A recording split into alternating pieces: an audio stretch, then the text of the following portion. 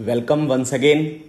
This is fourth lecture of BMC, and now we'll discuss about the remaining portion of cement, that is types of cement, and then I will discuss about mortar, and if time permits we'll also discuss about some basics of aggregates. So this is fourth lecture.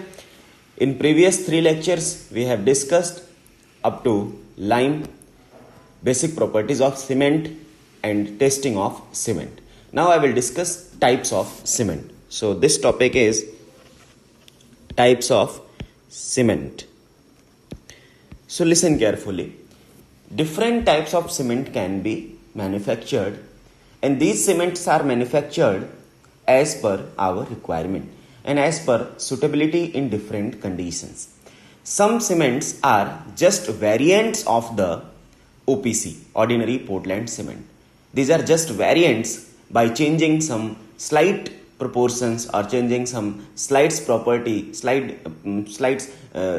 change करके हम उसको बनाते हैं. So these are variants of OPC cement.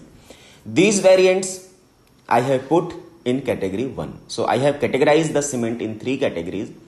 First category of variants of OPC. Variants means जैसे आप गाड़ी देखेंगे तो एक ही मॉडल के कई सारे वेरिएंट्स आते हैं, तो वो गाड़ी वही रहेगी, सेम गाड़ी रहेगी, और लेकिन उसके जो वेरिएंट्स होते हैं वो थोड़ा थोड़ा चेंज करके अलग अलग वेरिएंट्स बन जाते हैं और उनमें अलग अलग नई नई प्रॉपर्टीज आ जाती हैं और वो properties will be suitable for different situations. तो अगर ओपीसी के वेरिएंट्स की बात हम लोग करें, so there are many variants of OPC which are suitable in different conditions, and these variants are just manufactured doing slight change in the proportion or method of manufacturing like this. So this is first category. Now in second category we'll discuss about the pozzolana based cement. In second category cement we are adding pozzolana in the cement, then this is second category cement. And in third category cement we'll discuss about special cements which are different from OPC and pozzolana based cement. So now first category is category 1. This is category 1, and this category is consisting of variants of OPC cement. Now in this category first cement is rapid hardening cement. Now listen carefully. Please try to understand the meaning of cement name, and when you will understand the name, then you can easily think of how it can be manufactured or what changes I have to do. So it is very much clear. It is rapid hardening. Rapid, fast, jaldi. Hardening. What is hardening? I have already discussed about hardening. There are two terms, setting and hardening. What do you mean by setting? Setting is the process of change in the state of the material. Like plastic hai and now it loses its plasticity, then we can say it is set now. Just it is changing the state of the material, then it is setting. But what is hardening? Hardening is not only setting. Hardening is strength gain. Means after setting, hardening takes place, and after hardening cement will have sufficient strength. So this is strength gain. So this cement is rapid hardening. Means in this cement rate of gain of strength is rapid. Rate of gain of strength is rapid. This is the meaning of this cement name. Rapid hardening means the rate of gain of strength is rapid in this cement. So this is the meaning of its name. Now, how we can obtain this property? How we can increase the rate of gain of strength? So I have already discussed with you, like to increase the rate of gain of strength, what is the first way? बताइए किस तरह से हम लोग rate of gain of strength बढ़ा सकते हैं. तो जस्ट थिंक ऑफ, ऐसा नहीं कि जस्ट आपको सुनना है, सुनते समय लेक्चर्स को सुनते समय प्लीज थोड़ा सा अपना दिमाग भी लगाते रहिएगा. Try to understand the things. आपको सिर्फ याद नहीं रखना है, चीजों को समझ के याद रखना है, otherwise it will not be long lasting. Okay, so how we can increase the rate of strength gain? तो एक बहुत सिंपल तरीका मैंने बताया था, फाइननेस इंक्रीज कर दो. When you will increase the fineness, the rate of reaction will become fast. Rate of heat of hydration will already become fast. So rate of gain of strength will also be more. So first way is fineness, and here also fineness is increased. Like for OPC, fineness should not be less than 2250, but for rapid hardening cement RHC fineness जो होती है आपकी, that will be 3250. So you can see here, and unit is centimeter square per gram. Here also it is centimeter square per gram. So now you can see here that we are increasing the fineness from 2250 to 3250. And what is this 2250? That is specific surface area, which we have discussed in air permeability test. So this is the increase in fineness. Second way to increase the rate gain, second way is increase the proportion of C3S. Increase the proportion of C3S. So if you increase the proportion of C3S, I think you must remember, like C3S is responsible for early strength, fast rate of gain of strength. So if I will increase the proportion of C3S, definitely the rate of gain of strength will also improve. So I will increase the proportion of C3S. Generally it is found in the range of 45 to 50. Here it is increased up to 56%, like this. So it is increased up to 56%. So this is increase in the C3S content and increase in the fineness. If I will do these two things, the rate of gain of strength of cement will be faster as compared to OPC. I am comparing with OPC. Please listen. I am comparing with OPC. This is rapid hardening as compared to OPC. OPC की compare में ही ये rapid hardening है, कि क्योंकि comparison हमेशा होना है. Now अब आप नेक्स्ट क्वेश्चन कहेंगे, सर ठीक है मान लिया रैपिड हार्डनिंग है, बट कितना रैपिड हार्डनिंग है? रैपिड हार्डनिंग के बाद कितना रैपिड हार्डनिंग है, हाउ मच? तो ये इसका समझिए, 7 days strength of OPC, 7 days strength of OPC can be obtained in 3 days by RHC. तो RHC क्या करेगा कि जो 7 days की स्ट्रेंथ ओपीसी की है वो 3 दिन में आपको लाके देगा. आपको RHC 7 days की स्ट्रेंथ 3 दिन में लाके देगा. इतना फास्ट है ये, इतना ये रैपिड है as compare to OPC. Now अब हम लोग इसका यूज कहां करेंगे? Where will use this RHC? Use of RHC तो हम वहां यूज करेंगे where rapid strength is required.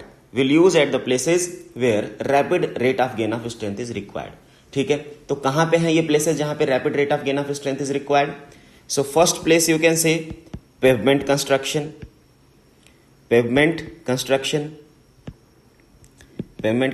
में. ठीक है, वहां पे हमें जल्दी से ट्रैफिक अलाउ करना है. Second, emergency repair work. Next, precast construction.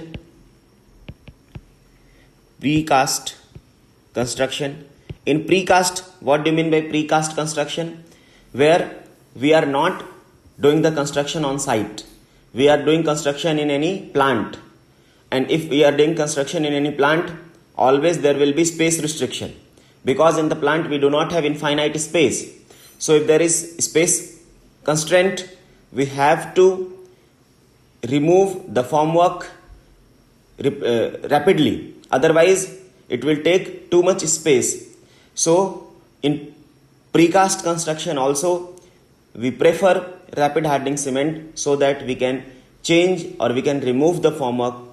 So in less duration we can produce more precast materials. So this is the basic condition in precast construction. Next is in frost resistance. जहां पे हमें बढ़ाना है, Frost resistance जहां पे हमें बढ़ाना है, to increase frost resistance like in cold weather construction.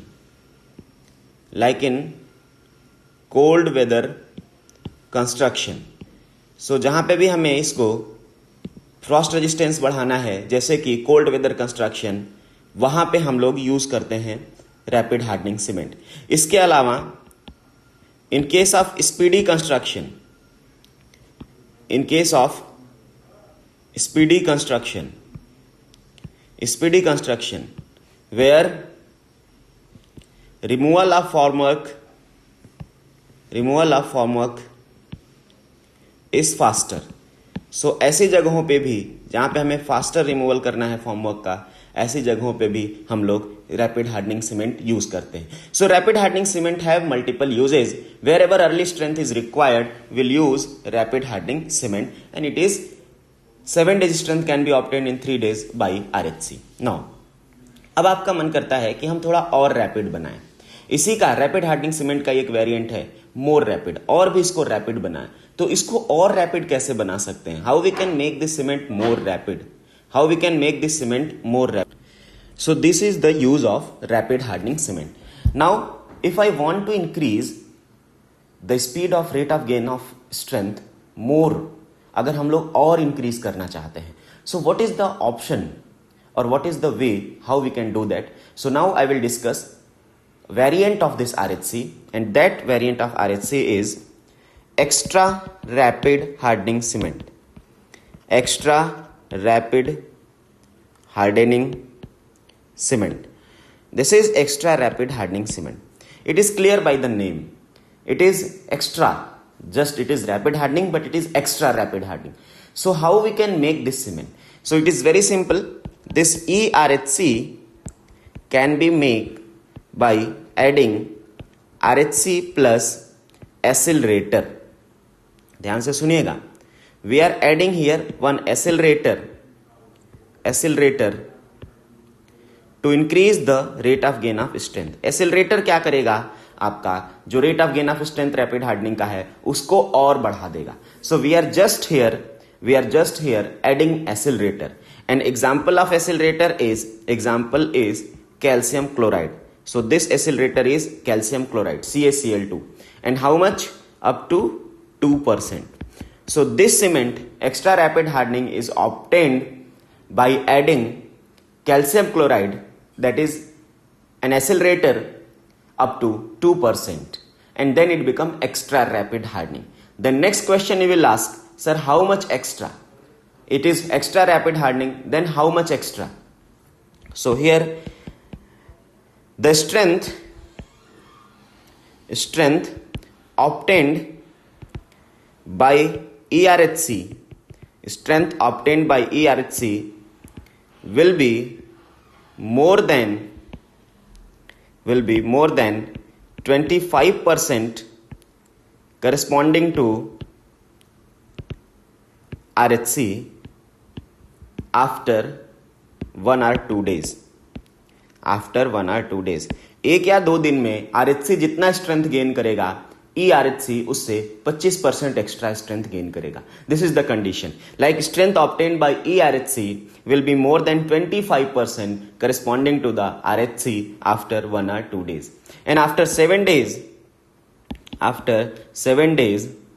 strength of ERHC extra rapid hardening cement will be 10 to 15% more than of RHC. So this is increase in the rate of strength gain by adding accelerator, that is calcium chloride, and by making the cement extra rapid hardening. So this is the simple increase. Where it is used, it is obvious. Wherever RHC was used, वहीं पे ERHC भी use होगा, क्योंकि इसकी property same है, बस ये थोड़ा और फास्ट है, तो वहां पे और अच्छी क्वालिटीज देने के लिए ये यूज होगा. नेक्स्ट, ये जो सीमेंट है इसमें जो लिमिटेशन है इसका यही है कि हम एक्सेलरेटर 2% ही यूज करते हैं, इससे ज्यादा यूज नहीं करते हैं. रीजन है कि कैल्शियम क्लोराइड को अगर हम बहुत ज्यादा यूज कर लें तो इसका एक्सेलरेटिंग इफेक्ट खत्म हो जाता है, तो इसीलिए हम लोग इसको 2% से ज्यादा यूज नहीं करते. दूसरा एक रीजन है कि कैल्शियम क्लोराइड हम ज्यादा यूज करेंगे तो क्लोराइड आयन जो है अगर वो एबंडेंस में अवेलेबल है, then it react with water and it may leads to formation of hydrochloric acid and which may cause corrosion in the reinforcement of the structure. So that's why we can't increase the calcium chloride beyond the limit that is limited up to 2%. So this is extra rapid hardening cement. Now one important thing, now the most important thing जो आपको दिमाग में रखनी है, now you can see here we are increasing the rate of gain of strength we are increasing the rate of gain of strength. But tell me one thing, what will be effect on ultimate strength? What will be effect on ultimate strength? Please tell me, which ultimate strength will be more? It will be of OPC or RHC or ERHC? So answer should be, you should be very much clear, और आपको concept clear हो गया होगा कि ultimate strength is not going to change. Ultimate strength is not going to change because we are just increasing the rate of gain of strength, but we are not increasing the ultimate strength. So ultimate strength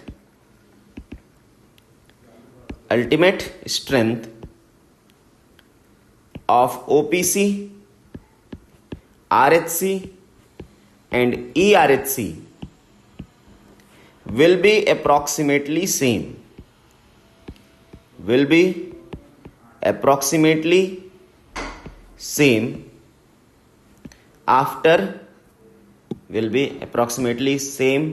after 90 days.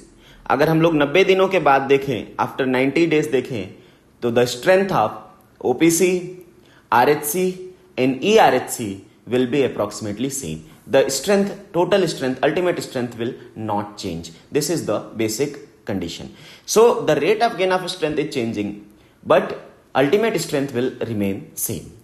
ठीक है? So this is the basic two types we have discussed so far. First one rapid hardening and second one extra rapid hardening. Now we will discuss next cement.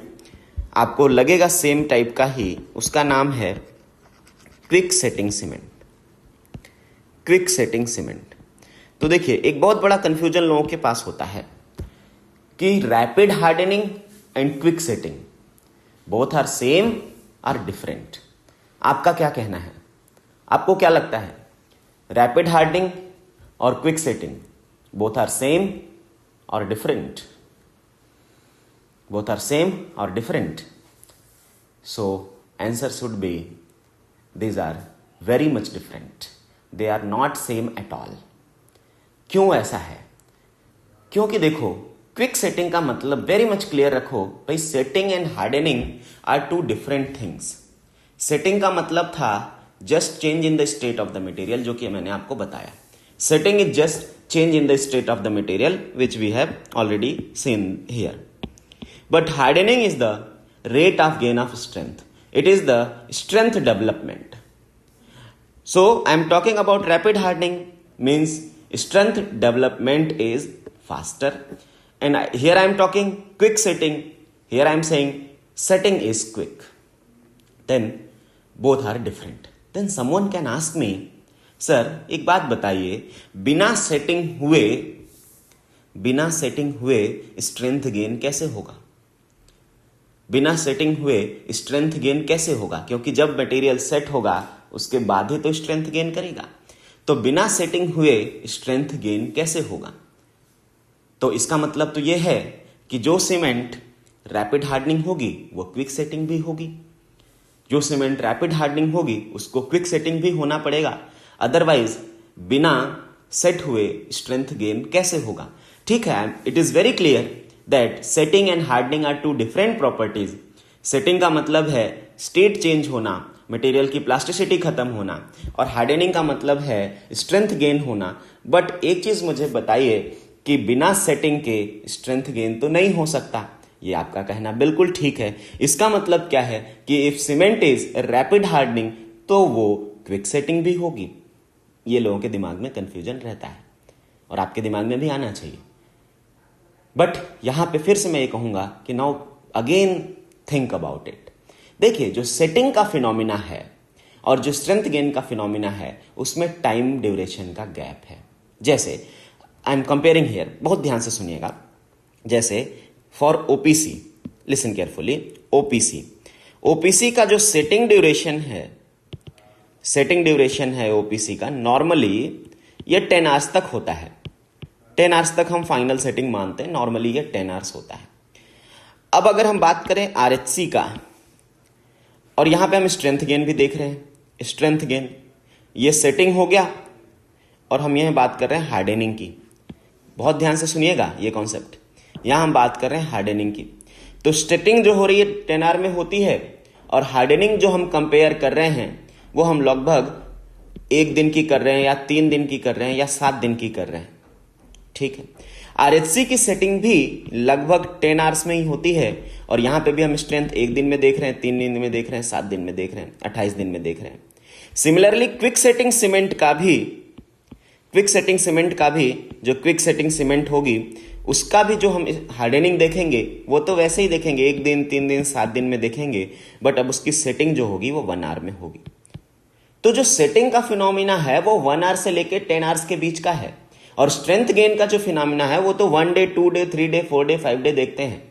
तो अगर हम OPC की भी बात करें तो 10 घंटे में तो ओपीसी भी सेट हो जाता है, आरएचसी भी 10 घंटे में सेट होगा। तो स्ट्रेंथ गेन सेटिंग के बाद होगी, लेकिन सेटिंग तो बहुत ही अर्ली हो जाती है, वो नॉर्मल सीमेंट में भी सेटिंग बहुत अर्ली हो जाती है। तो setting is not going to affect the hardening तो हम 1 दिन बाद, 3 दिन बाद, 7 दिन बाद देखने जा रहे हैं और सेटिंग तो 10 घंटे के अंदर ही होनी, चाहे कोई भी सीमेंट हो, ओपीसी का कोई भी वेरिएंट हो, वो 10 घंटे के अंदर सेट हो जाता है। इसका मतलब कि ये 10 घंटे में तो हो ही जाएगा। मतलब कोई रैपिड हार्डनिंग सीमेंट है तो जरूरी नहीं कि उसकी सेटिंग ओपीसी से क्विक हो, बिल्कुल नहीं। वो तो 10 घंटे में ओपीसी हो रहा है, 10 घंटे में आरएचसी हो, तब भी हम 1 दिन में अच्छी जल्दी स्ट्रेंथ गेन कर लेंगे। तो इसका मतलब यह है कि जो रैपिड हार्डनिंग सीमेंट है इट नेवर मीन्स, ऐसा जरूरी नहीं है कि ये क्विक सेटिंग हो। हाँ, क्विक सेटिंग हो भी सकता है, ऐसा नहीं है, मना नहीं है, बट यस ऐसा जरूरी नहीं कि ये क्विक सेटिंग हो, क्योंकि इसकी सेटिंग हो सकता है 10 घंटे में नहीं तो 8 घंटे में हो जाए। हो सकता है ओपीसी से थोड़ा फास्ट हो, लेकिन स्ट्रेंथ गेन उससे भी ज्यादा फास्ट हो। लेकिन इसका ये मतलब नहीं कि इसको हम क्विक सेटिंग कह देंगे, it is approximately equal to OPC. So setting time of rapid hardening cement will be approximately OPC, या it may be slightly quicker than the OPC, but yes it will not have very quick setting. But in quick setting cement strength gain may be equal to OPC, strength gain will be equal to OPC, but setting will be very quick. So here setting will be very quick. So here mainly we are focusing on setting and here we are mainly focusing on hardening. So I think it is very much clear to you. So quick setting. So how we can make the cement quick setting? तो आपको याद होगा कि I have already discussed कि on which factors setting depends. So there were 2 factors. Initial setting was depending on gypsum. If gypsum is less, then initial setting is also less. And final setting was depending on alumina content. So here, if you want quick setting, so I have to reduce the gypsum content. As simple as that. So here, इस cement को हम लोग gypsum free cement भी कहते हैं. This cement is also called as gypsum free cement, because to make the cement quick setting I have to remove the gypsum, so it is called as gypsum free cement.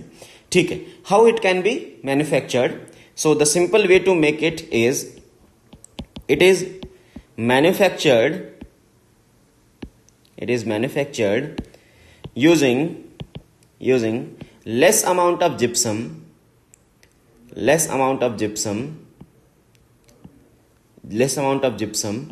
and more alumina content. तो as compare to OPC इसमें alumina content हम बढ़ा देते हैं और gypsum content घटा देते हैं. Then this cement become quick setting cement. अब आप कहेंगे सर क्विक सेटिंग है तो कितना क्विक है? नाउ कंपैरिजन रिक्वायर्स कि क्विक सेटिंग है तो कितना क्विक है. What do you mean by quick setting, कितना क्विक है? तो इसका जो आईएसटी होता है that can be up to 5 minutes. अब आप देखिए, जो हम लोग 30 मिनट तक रखते थे या उससे ज्यादा रखते थे, अब हम वो आईएसटी घटा के कितना कर दिए? 30 मिनट से 5 मिनट कर दिए. So IST can be up to 5 minute and FST can be up to 1 hour. ठीक है, और कई जगह 30 मिनट भी लिखा होता है. तो 30 मिनट से 1 आवर तक हमने एफएसटी को कर दिया. जो एफएसटी 10 आवर्स होता था हम उसको 1 आवर कर दिए. जो आईएसटी 30 मिनट के आसपास होता था हमने उसको 5 मिनट. आईएसटी तो समझ रहे हैं ना, initial setting time, and FST का मतलब final setting time. So here we have reduced IST significantly and similarly we have reduced FST also. So this is quick setting cement. Clear हुआ आपको? Setting duration कम किया. अब इसका strength हमने कोई effect नहीं किया. The strength will be same as in case of OPC. हमने सिर्फ और सिर्फ सेटिंग के कंपाउंड्स को चेंज किया है, स्ट्रेंथ गेन के कंपाउंड्स को चेंज नहीं किया है. हमने सिलिसियस परसेंटेज को चेंज नहीं किया. हमने जस्ट एल्यूमिना कंटेंट और जिप्सम कंटेंट को वेरी कराया है जिससे कि सेटिंग हमारी क्विक हो सके. We are not interested in strength, we are just changing the proportion to having quick setting. Please be clear in this concept. So now next question आप कहेंगे सर कहाँ यूज करेंगे हम ऐसा सीमेंट, क्विक सेटिंग सीमेंट का use कहाँ करेंगे? तो देखिए use of quick setting cement, use of quick setting cement, तो कहाँ यूज करेंगे ये सीमेंट को? ये बहुत सिंपल कॉन्सेप्ट है, जहां पे हमें सेटिंग क्विक चाहिए होगी, स्ट्रेंथ क्विक नहीं चाहिए हमें, स्ट्रेंथ नॉर्मल स्पीड से आए कोई फर्क नहीं पड़ता, लेकिन सेटिंग क्विक चाहिए। अब ऐसी कौन सी जगह है, कहां पे हमको ऐसा चाहिए? तो आप समझिएगा ध्यान से, इसमें इसका सबसे अच्छा एग्जांपल है under water concreting, under water concreting और seepage repairing work, seepage repairing work. अब इन चीजों को थोड़ा समझना है, जिसको हम लोग कहते हैं ग्राउटिंग। ग्राउटिंग क्या होती है? It is the process of filling the voids of any structure from where seepage is taking place और सीपेज कैन टेक प्लेस। ठीक है, तो किसी भी स्ट्रक्चर के जो वॉइड्स होते हैं उन वॉइड्स को मटेरियल से फिल करने का जो प्रोसेस है that is called as, material means mainly mortar से, that is called as grouting. जैसे मान लीजिए, ध्यान से सुनिएगा इसमें, मान लीजिए ये वॉल का ये फ्लोर है, टॉप सरफेस है, ये रूफ है और ये रूफ है और यहाँ पे ऊपर यहाँ पे वाटर है, यहाँ पे आपने ये वाटर टैंक है फॉर एग्जांपल इसके ऊपर, तो ये वाटर है। अब इसमें क्या है, अब रूफ से लीकेज होना शुरू हुआ, फॉर एग्जांपल यहाँ पे एक वॉइड क्रिएट हो गया लाइक दिस और यहाँ से लीकेज हो रहा है, यहाँ से लीकेज हो रहा है। अब इस तरह से वाटर यहां से फ्लो करते हुए इसके थ्रू यहां से लीकेज हो रहा है। अब इस लीकेज को हमें रोकना है, इस लीकेज को हमें रोकना है। तो how I can prevent this leakage? तो हमें यहाँ पे जो वॉइड क्रिएट हुआ है इस तरह से, इसके अंदर हमें यहाँ मोटार फिल करना पड़ेगा और मोटार या सीमेंट का पेस्ट या मोटार हम यहाँ पे फिल करेंगे। अब जब हम इसको फिल करेंगे तो होता क्या है, जैसे आपने यहाँ पे मोटार फिल किया, आपने मोटार फिल किया, लेकिन वाटर तो ऊपर से आ रहा है, तो वाटर अपने साथ इस मोटार को भी धीरे धीरे बाहर कर देगा। फिर से वॉइड आप देखेंगे तो फिर से ये वॉइड वैसा का वैसा, यहाँ पे वॉइड्स वैसा का वैसा ही ये बना रहेगा। इसका मतलब क्या हो रहा है कि वाटर के फ्लो की वजह से जो भी मोटार आप अप्लाई कर रहे हैं वो मोटार फ्लो आउट हो जा रहा है, यहाँ से बाहर चला जा रहा है, ऐसे बाहर चला जा रहा है वाटर के साथ। तो हमें इसको रोकना है, और हम इसको कब रोकेंगे? जब ये मोटार सेट हो जाएगा तब ये वाटर के साथ फ्लो नहीं करेगा। जब सेट हो जाएगा तब ये वाटर के साथ फ्लो नहीं करेगा, क्योंकि सेट होने के बाद इसका स्टेट सॉलिड हो जाएगा और इसमें थोड़ी सी स्ट्रेंथ आ जाती है, नॉमिनल सी स्ट्रेंथ भी आ जाती है, तब ये वाटर के साथ फ्लो नहीं करेगा। तो यहां पे हम क्या यूज करेंगे? Quick setting cement, quick setting cement. तो ये क्विक सेटिंग सीमेंट जब हम इसमें यूज करेंगे, तो जैसे हम इसको क्विक सेटिंग सीमेंट लगाएंगे और उसको 5 मिनट तक होल्ड कर सकते हैं, हम 5 मिनट तक उसको होल्ड करके रखेंगे, और जब हम इसको होल्ड करके रखेंगे तो उसके बाद automatically after some time of holding it will set, and if it will set now I can remove our holding, and अब ये वाटर को के साथ इजिली फ्लो नहीं होगा। सो this is the basic concept जहां पे हम इसको यूज करते हैं। नेक्स्ट है अंडर वाटर। जैसे मान लीजिए ये वाटर है, अब इस वाटर के अंदर हमें कुछ प्लेस करना है, कंक्रीट प्लेस करना है। ऐसा होता है, कई बार जरूरत पड़ती है, वो हम लोग आगे डिस्कस करेंगे। तो जब यहां पे कंक्रीट हमें या मोटार हमें प्लेस करना है, तो देखिए क्या करेंगे। अगर हमने सीमेंट मोटार ऐसे ही प्लेस कर दिया, अगर नॉर्मली प्लेस कर दिया, तो क्या होगा कि नीचे जाते जाते सीमेंट वाटर के साथ मिक्स हो जाएगा और नीचे क्या पहुंचेगा? सिर्फ एग्रीगेट्स लाइक दिस, ये सिर्फ एग्रीगेट्स पहुंचेंगे। तो ऐसी जगहों पे हम लोग क्या करते हैं, बहुत ही carefully quick setting cement use करके और कुछ अरेंजमेंट करके धीरे धीरे कंक्रीट को प्लेस करते हैं और उसको कंट्रोल करके होल्ड करके रखते हैं कि वो कंक्रीट के फॉर्म में धीरे धीरे ऊपर आए। और ये क्विक सेटिंग जरूरी है, अदरवाइज क्या होगा, अगर क्विक सेटिंग नहीं होगा तो ये जो कंक्रीट है जो मैंने अभी देखिए प्लेस किया, वो कंक्रीट कुछ इस तरह से एग्रीगेट ही बचेगा, उसका जो सीमेंट पेस्ट होगा वो वाटर के साथ मिक्स होके चला जाएगा। सो इस तरह का प्रोसीजर जहां पे भी चाहिए, जहां पे भी हमें अंडर वाटर कंक्रीटिंग करनी है, ऐसी जगहों पे we always prefer quick setting cement, because at these places setting is very much required. Why setting is required? Because if setting takes place, then material will change from its plastic state to semi-solid state, and then to solid state, and if it changes to solid state, then it will not get affected by the water. So this is the basic concept behind quick setting cement. Now next cement which is also very important, which we'll discuss, is low heat cement. Low heat cement. So it is also very much clear by the name. Here heat is less. heat is less. And if heat is less, what is the reason behind how we can reduce the heat? कैसे हम heat का amount कम कर सकते हैं? So you will say, sir, simply increase the proportion of low heat compounds and decrease the proportion of high heat compound. बहुत simple है, आप low heat के कंपाउंड्स को बढ़ा दो और हाई हीट के कंपाउंड्स को घटा दो, आपका सीमेंट लो हीट हो जाएगा. तो कैसे होगा, कौन कौन से कंपाउंड्स बढ़ाने पड़ेंगे? याद है आपको, लो हीट का कंपाउंड होता है C2S, तो इसको मैं बढ़ा दूंगा, इसको मैंने 35% तक कर दिया. घटाना किसको होगा? जो हाई हीट के हैं. हाई हीट के कौन से हैं? C3A, याद होगा आपको, 300 कैलोरी पर ग्राम, इसको घटा दिया. इसको कितना कर दिया? 5% कर दिया. नेक्स्ट C3S, इसको भी घटा दिया, और इसको घटा के कितना कर दिया? जो पहले 55-56% हमने कर रखा था या 50%, इसको कर दिया 45% तक. तो इस तरह से हमने C2S को बढ़ा दिया, C3S को और C3A को कम कर दिया, जिससे कि आपका heat of hydration automatically reduce हो गया. अब आप नेक्स्ट क्वेश्चन कहेंगे, सर रिड्यूस तो हुआ, कितना रिड्यूस हुआ, हाउ मच रिड्यूस हो गया? तो आफ्टर 28 डेज अगर हम लोग देखें, after 28 days heat of hydration of low heat cement will be approximately 75 calorie पर ग्राम. ठीक है, तो 28 दिन बाद अगर आप देखें, ये अप्रोक्सीमेट डेटा है, तो द वैल्यू ऑफ जो हीट ऑफ हाइड्रेशन होगा of low heat cement, it is around 75 calorie per gram. And of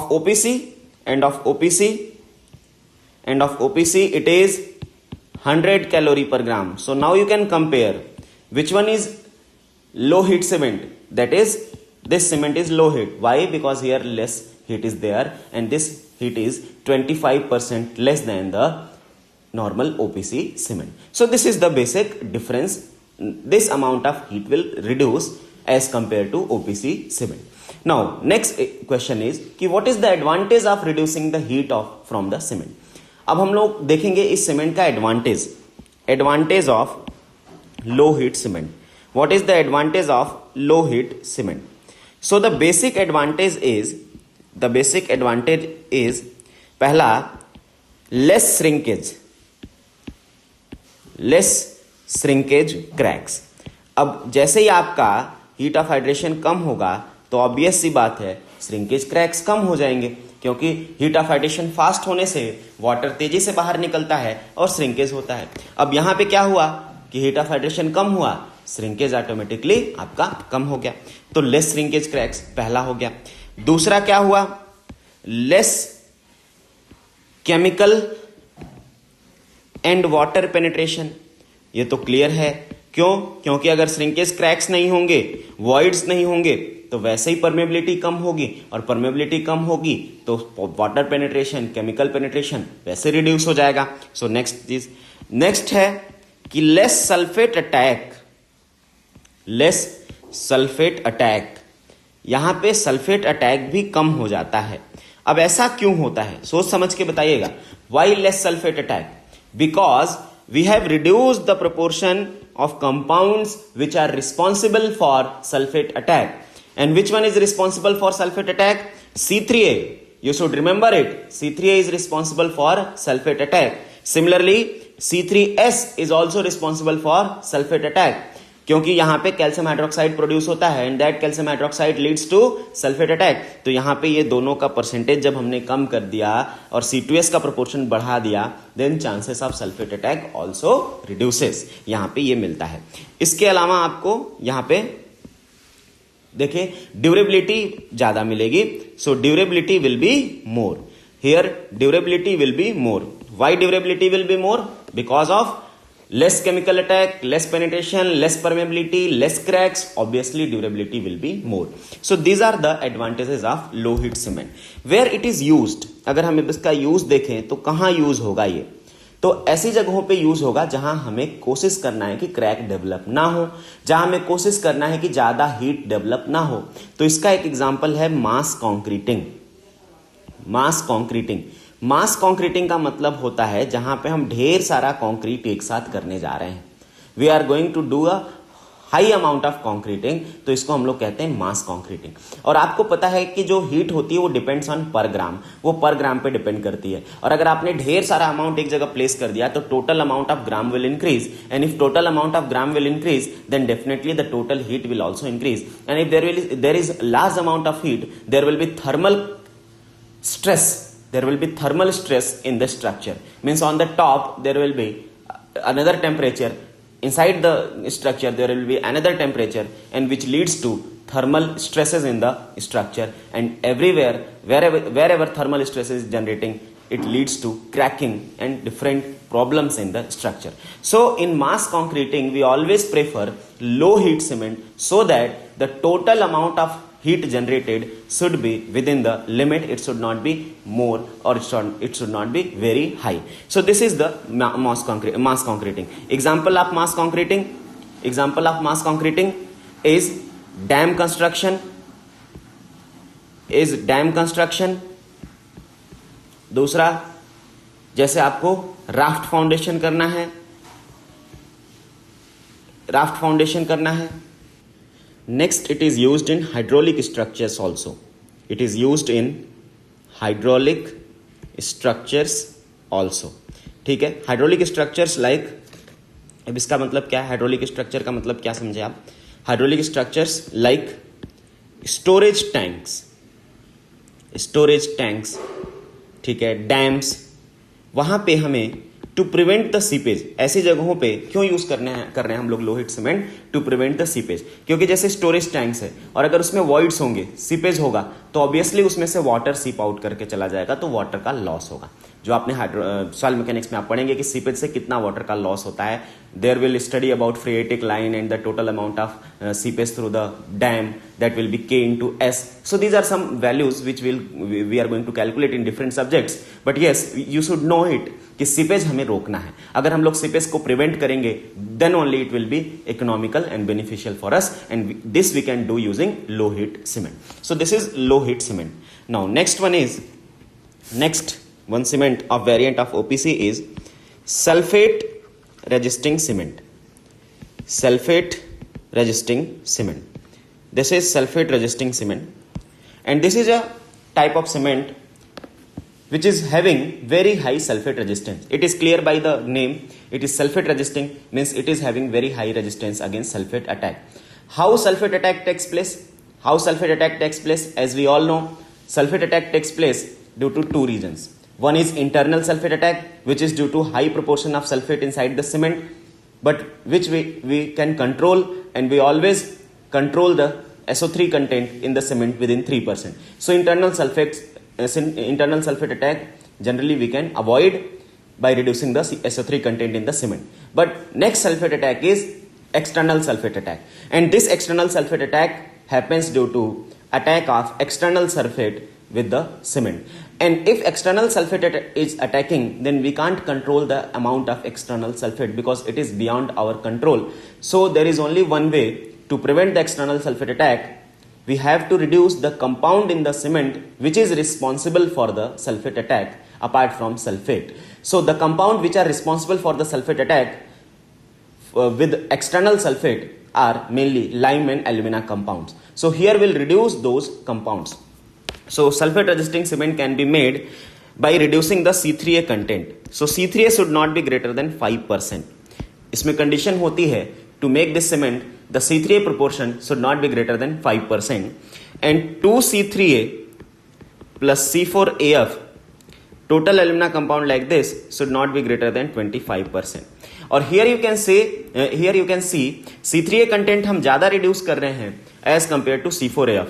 आपको याद होगा मैंने बोला था कि C3A ज्यादा डेंजरस है सल्फेट अटैक के एज कंपेयर टू C4AF.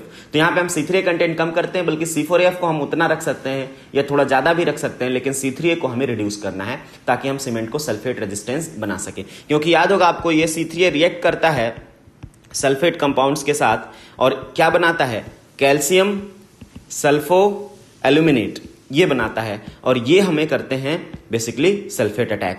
तो ये हमें कम करना है. ठीक है, कैल्शियम सल्फो एल्यूमिनेट नाम का कंपाउंड बनाता है जिसका वॉल्यूम ज्यादा होता है और वो सल्फेट अटैक करता है. तो ये हम अगर रिड्यूस कर देंगे तो chances of sulphate attack will reduce. ठीक है, अब कहां पे ये सीमेंट यूज होगा? Use of sulphate attack cement, sulphate resistant cement, use of this cement कहां पे होगा इसका यूज? तो ऐसी जगहों पे होगा जहां chances of sulphate attack is more. It is used at the places where chances of sulfate attack is more. So what are those places where chances of sulfate attack is more? So first is underground. Example foundation. तो अगर हम लोग foundation का construction कर रहे हैं तो वहां chances of sulphate attack is more. So underground in foundation. Second, in sewer lines construction. Sewer line construction, sewer line जब हम बनाते हैं तो वहां पे हाइड्रोजन सल्फाइड गैस रिलीज होती है, तो वहां पे हाइड्रोजन सल्फाइड गैस में सल्फेट होता है और वो सल्फेट भी अटैक कराता है, इसलिए सीवर लाइन कंस्ट्रक्शन में. Next, marine construction. अगर हम लोग मरीन कंस्ट्रक्शन कर रहे हैं, सी वाटर के कांटेक्ट में कंस्ट्रक्शन कर रहे हैं, तो सी वाटर में भी सल्फेट होता है, वहां से भी हमें सल्फेट अटैक का चांस रहता है. Next, lining of canal.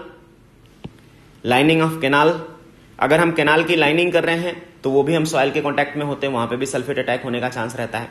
Next, construction in marshy areas.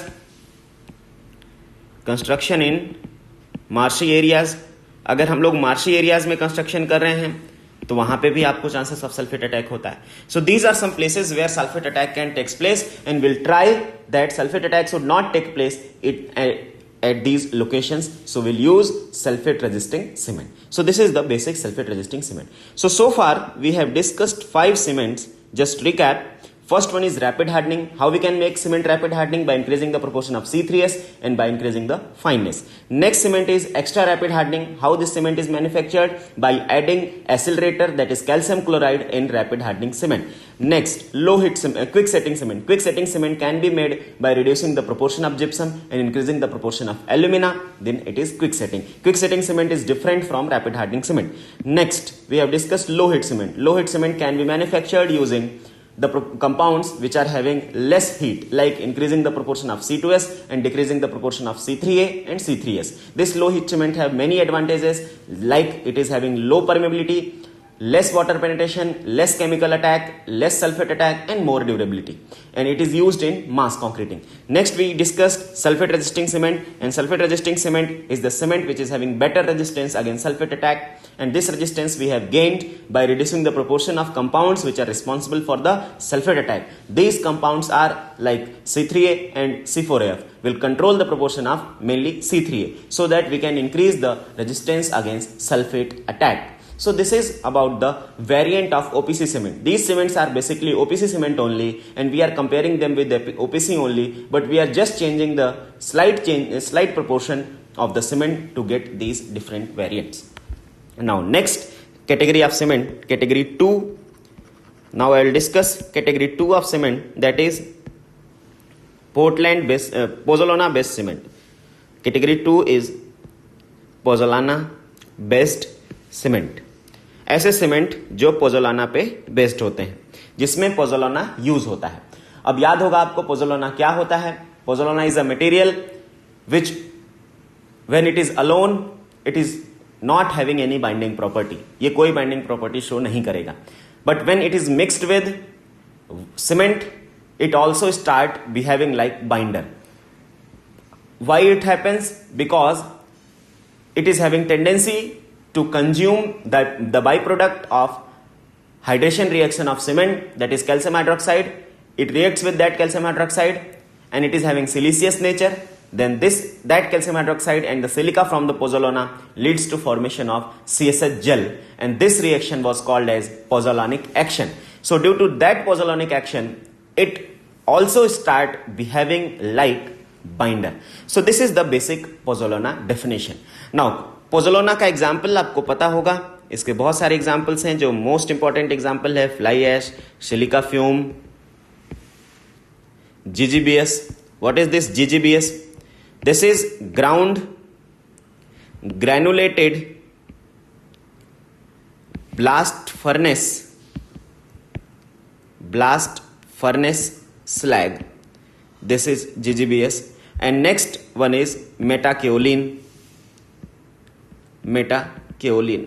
ठीक है. So these are compounds which are basically fly ash, silica fume, GGBS, metakaolin, rice husk ash, rice husk, ash, etc. are the pozzolanic materials. Okay, so these materials we can use with the cement. Okay, now इसमें जो हम लोग पहला cement discuss करेंगे that is Portland pozzolana cement. This is Portland pozzolana cement. So it is clear by the name, here we are using pozzolana. And how this cement is obtained? This cement is obtained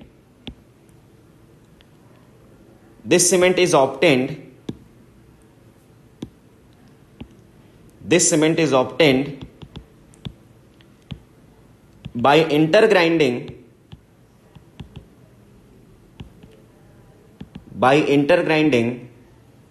OPC clinker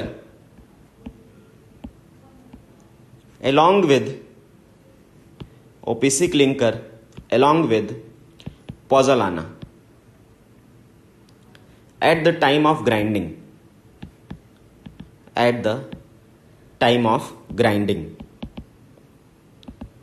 OPC clinker along with pozzolana at the time of grinding. ठीक है, उसको हम लोग add करते हैं. But how much amount of pozzolana percentage can be up to 35%. ये latest government guideline है. This is latest guideline of government of India. Latest guideline. तो जो लेटेस्ट गाइडलाइन है उसके अकॉर्डिंग दैट इज 35%. ठीक है, सो इतना परसेंट हम उसमें पोज़ोलाना मिला सकते हैं. नाउ अगर हम लोग इतना परसेंट तक पोज़ोलाना मिलाएंगे then there will be no change in the strength property of the cement. Ultimate strength of material that is cement will remain same even after adding 35% of pozzolana. यहाँ तक add करने के हमें advantages हैं.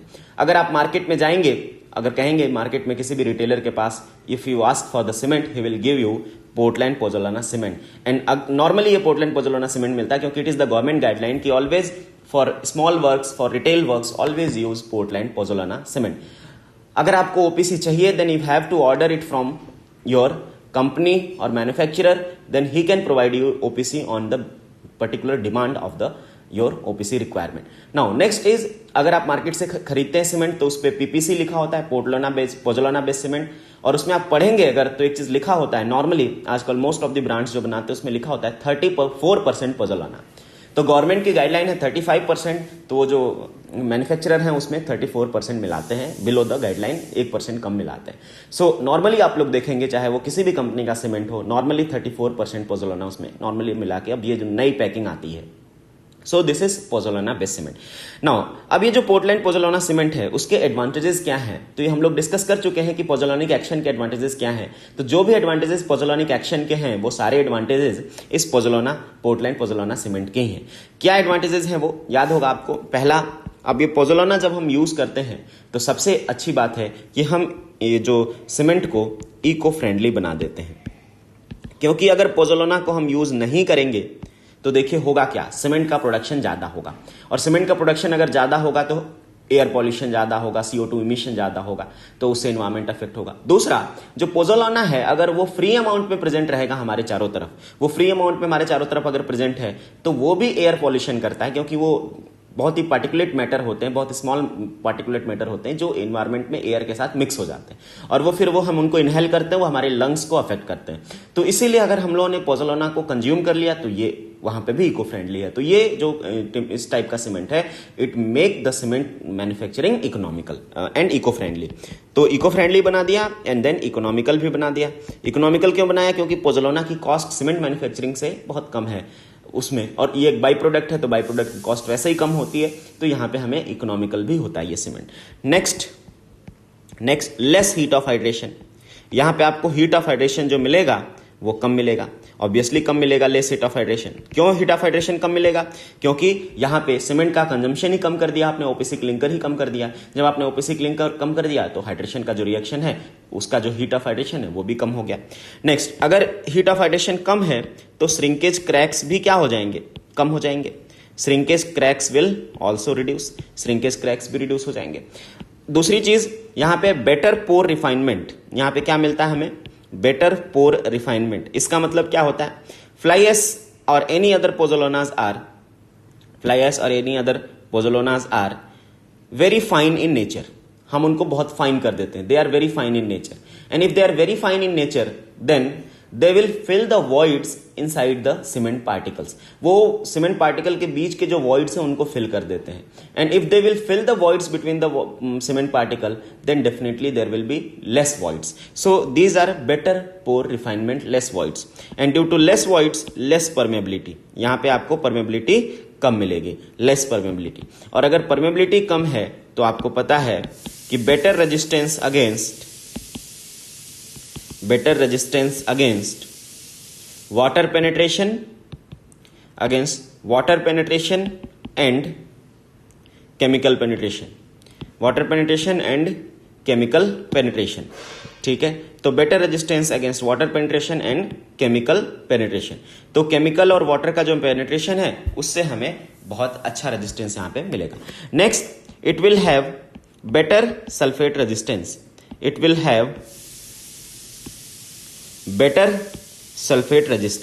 इसमें आपको जो सल्फेट रेजिस्टेंस मिलेगा वो बेटर मिलेगा। It will have better sulphate resistance. ऐसा क्यों होगा? बेटर सल्फेट रेजिस्टेंस क्यों मिलेगा? बिकॉज आपको याद होगा, अगर आपने पोजोलोना यूज किया तो कैल्शियम हाइड्रोक्साइड को ये कंज्यूम करता है, और अगर कैल्शियम हाइड्रोक्साइड कंज्यूम हो जाता है तो चांसेस ऑफ सल्फेट अटैक कम हो जाता है, क्योंकि सल्फेट अटैक के लिए रिस्पॉन्सिबल होता है कैल्शियम हाइड्रोक्साइड। तो इसको अगर हमने कंज्यूम कर लिया तो obviously it will have better sulphate resistance. So these are some advantages of this pozzolana cement over normal OPC cement. But कुछ एक इसका डिसएडवांटेज भी कह सकते हैं। What will be that disadvantage? The only disadvantage is, देखिए, the ultimate strength is same as of OPC. You can write here ultimate strength equal to OPC. इसकी ultimate strength जो है वो इक्वल टू ओपीसी है, उसमें कोई reduction नहीं है। तो जितनी स्ट्रेंथ ओपीसी की होती उतनी इसकी भी है, क्योंकि सीएसएच जेल का फॉर्मेशन उतना ही हो रहा है। तो ultimate strength is equal to OPC, but yes, rate of gain of strength is slightly lesser. So the only disadvantage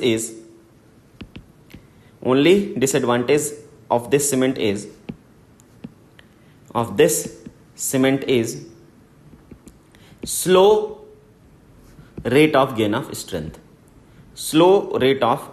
strength.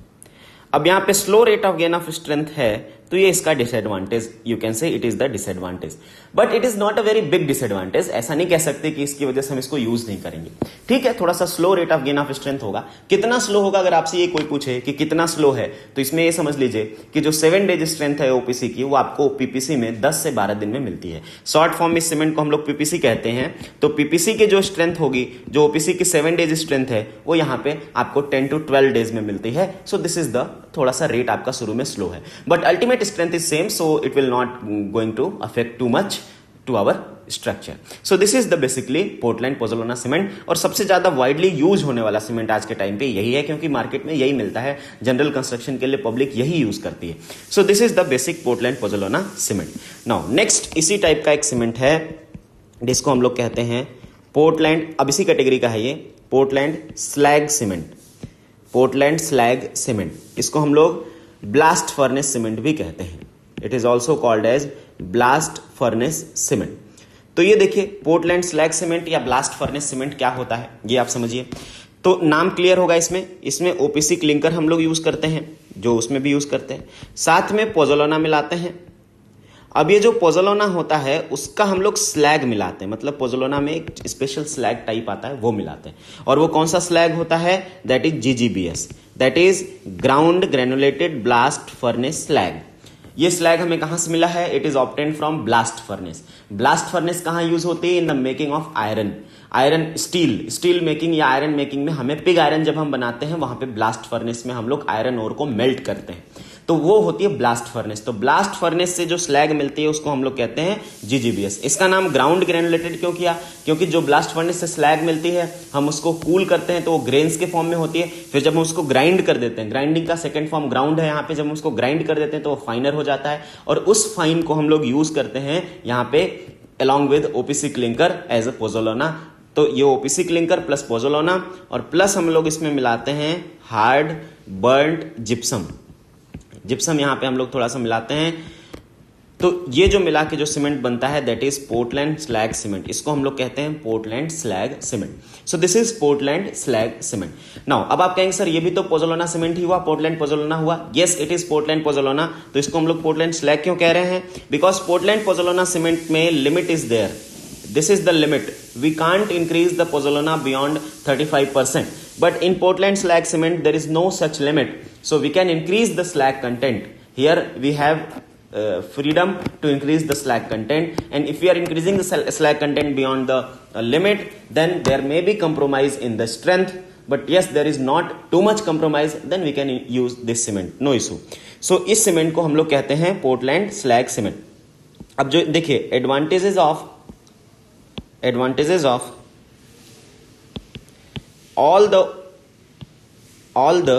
PPC cement, you can write this, all the advantages of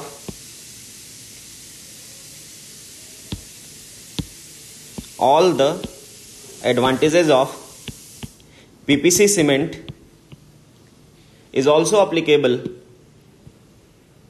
PPC cement is also applicable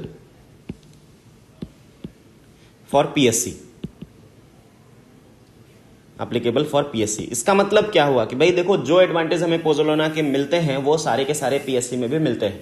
इसमें अब हमें कुछ additional advantage मिलते हैं। इसमें क्या मिलता है हमें? एडिशनल एडवांटेज जो अगर हम लोग देखें एडिशनल एडवांटेज तो हमें क्या मिलता है? Better sulphate resistance, better sulphate resistance, क्योंकि अब हम यहाँ पे क्लिंकर कम कर दिए हैं तो C3A कंटेंट और कम हो गया है, तो यहाँ पे हमें और अच्छा बेटर सल्फेट रेजिस्टेंस मिलता है। Very less heat of hydration, heat of hydration और भी कम हो जाती है, हीट ऑफ हाइड्रेशन और भी कम हो जाती है, तो चांसेस ऑफ क्रैकिंग और भी कम हो जाती है यहाँ पे। ठीक है, तो ये सब एडवांटेजेस यहाँ पे एडिशनल है। हाँ, एक स्लाइड डिसएडवांटेज है। डिसएडवांटेज क्या है कि स्ट्रेंथ में कंप्रोमाइज, क्योंकि अगर आप बहुत ज़्यादा स्लैग यूज करेंगे तो स्ट्रेंथ में कंप्रोमाइज स्लाइटली। ठीक है, तो स्ट्रेंथ में कंप्रोमाइज स्लाइटली हो सकता है, स्ट्रेंथ आपकी स्लाइटली अफेक्ट हो जाए due to more percentage of slag, but that compromise is not too big and we are not too much concerned about the strength because we use this cement preferably at the locations where strength is not the main criteria but other components like better sulfate resistance, better less heat of hydration, no pores, no cracks is the main criteria। तो ऐसी जगहों पे हम इसको prefer करते हैं। This is Portland slag cement. अब example of Portland slag cement, एक इसका एग्जाम्पल है, example of Portland slag cement is, Portland slag cement का एग्जाम्पल जो है is sulphate, super sulphated cement, is super sulphated cement, super sulphated cement. This cement is example of Portland slag cement. ये Portland slag cement का भी example है super sulphated cement. तो ये super sulphated cement नाम से ही क्लियर होगा आपको कि इसमें सल्फेट रेजिस्टेंस बहुत अच्छा होगा। तो सुपर सल्फेटेड कैसे बनता है? इसमें ओपीसी क्लिंकर होंगे, ओपीसी क्लिंकर प्लस GGBS और plus hard burned gypsum. This is the composition. OPC clinker कितना होता है? नॉर्मली 5%। ये कितना होता है? 80 to 85%। और ये कितना होता है?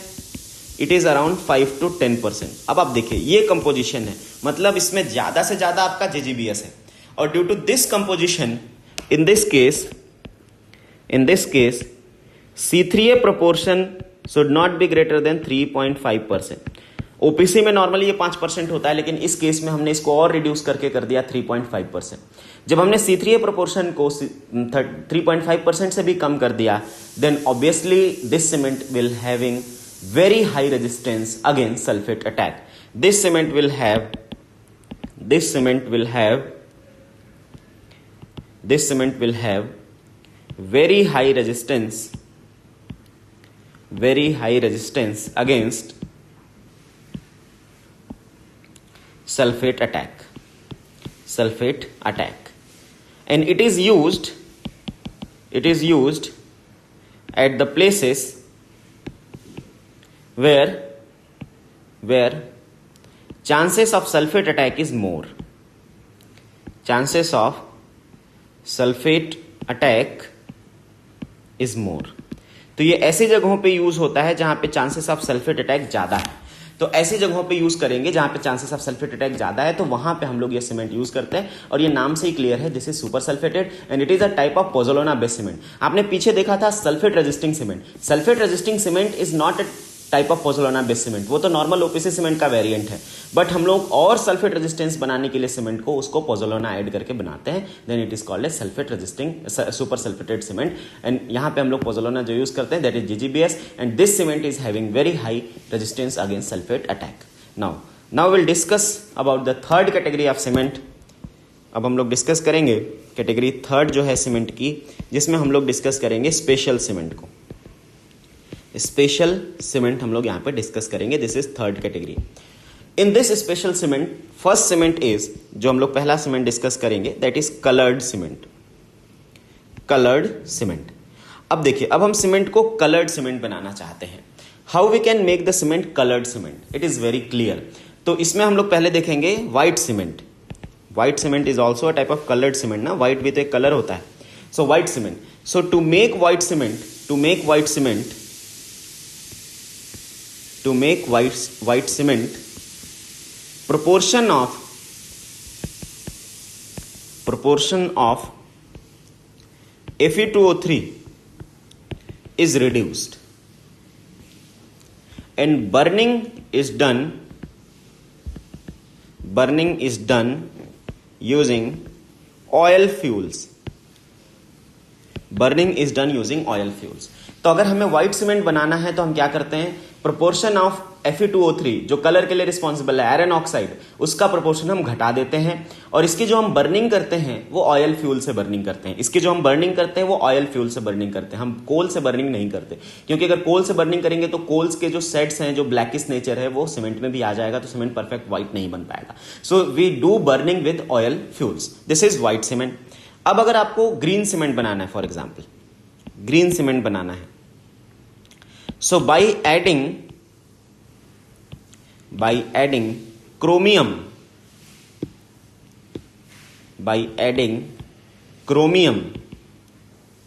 we can obtain green cement, we can obtain it। ठीक है। अगर हमें ब्लू सीमेंट बनाना है, सो बाई एडिंग कोबाल्ट, हम कोबाल्ट ऐड करके blue cement can be obtained,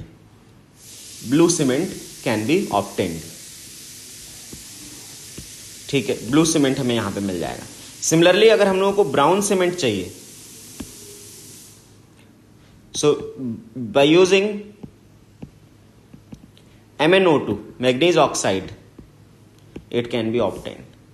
So these are some different variants which we can use to provide different colors to the cement, and these are inorganic metals which acts as pigments in the cement to change the color of the cement।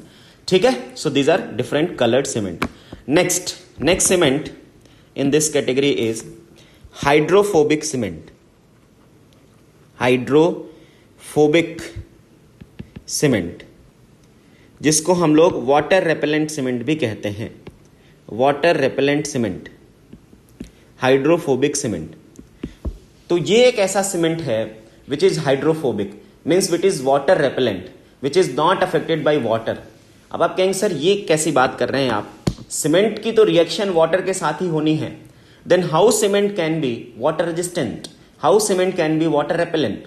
तो देखिए यहां मेरा मतलब ये है, कौन से water से है, it is the water which is freely available in the environment. देखिए जब हम सीमेंट को स्टोर करते हैं या सीमेंट को हम ट्रांसपोर्ट करते हैं, कहीं लेके जाते हैं, तो कुछ टाइम लग जाता है उसमें। अगर हमने स्टोर कर दिया 2 महीने के लिए फॉर एग्जाम्पल, तो होता क्या है कि हमारे सराउंडिंग में, हमारे आसपास मॉइस्चर प्रेजेंट होता है, वो एयर में भी प्रेजेंट होता है, और वो मॉइस्चर जो है that can react with the cement.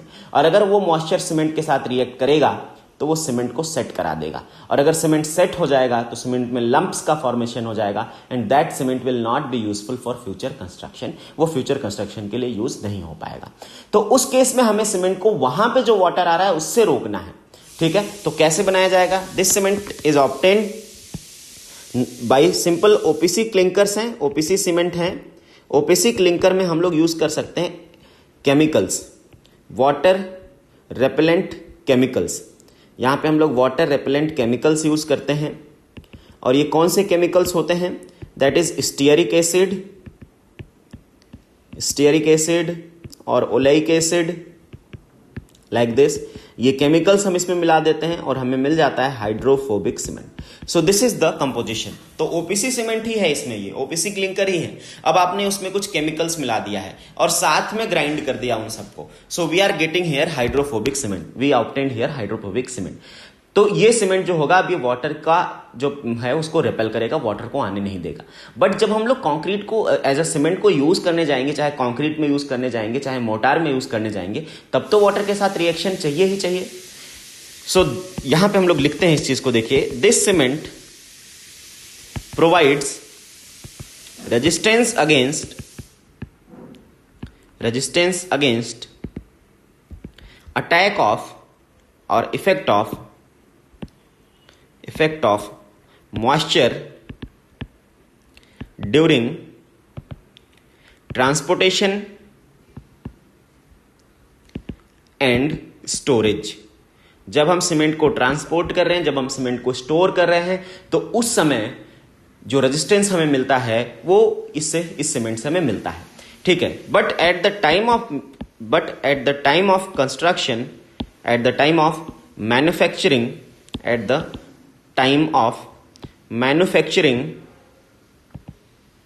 of concrete or mortar, rapid mixing is done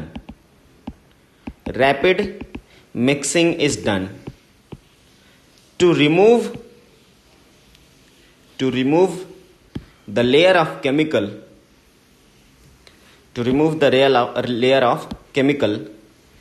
to make this cement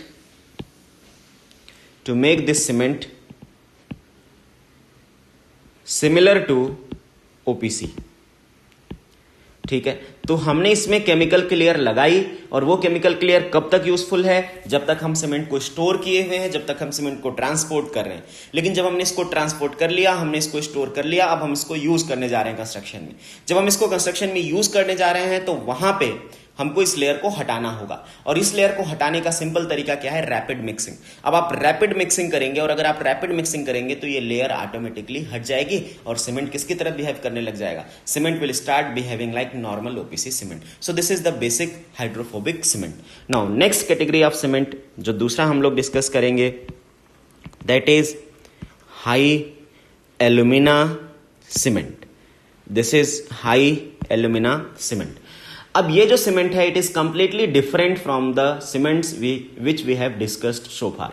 तो क्यों ये डिफरेंट है? क्योंकि ये एल्यूमिना बेस्ड सीमेंट है। It is alumina based cement.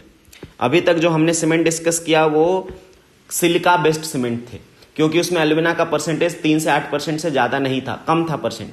But ये हाई एल्यूमिना सीमेंट है, तो इसको हम लोग कहते हैं एल्यूमिना बेस्ड सीमेंट। अब इसमें जो है, this cement is obtained by using limestone plus bauxite as raw material, ठीक है। तो रॉ मटेरियल यहां पे लाइमस्टोन और बॉक्साइट होते हैं।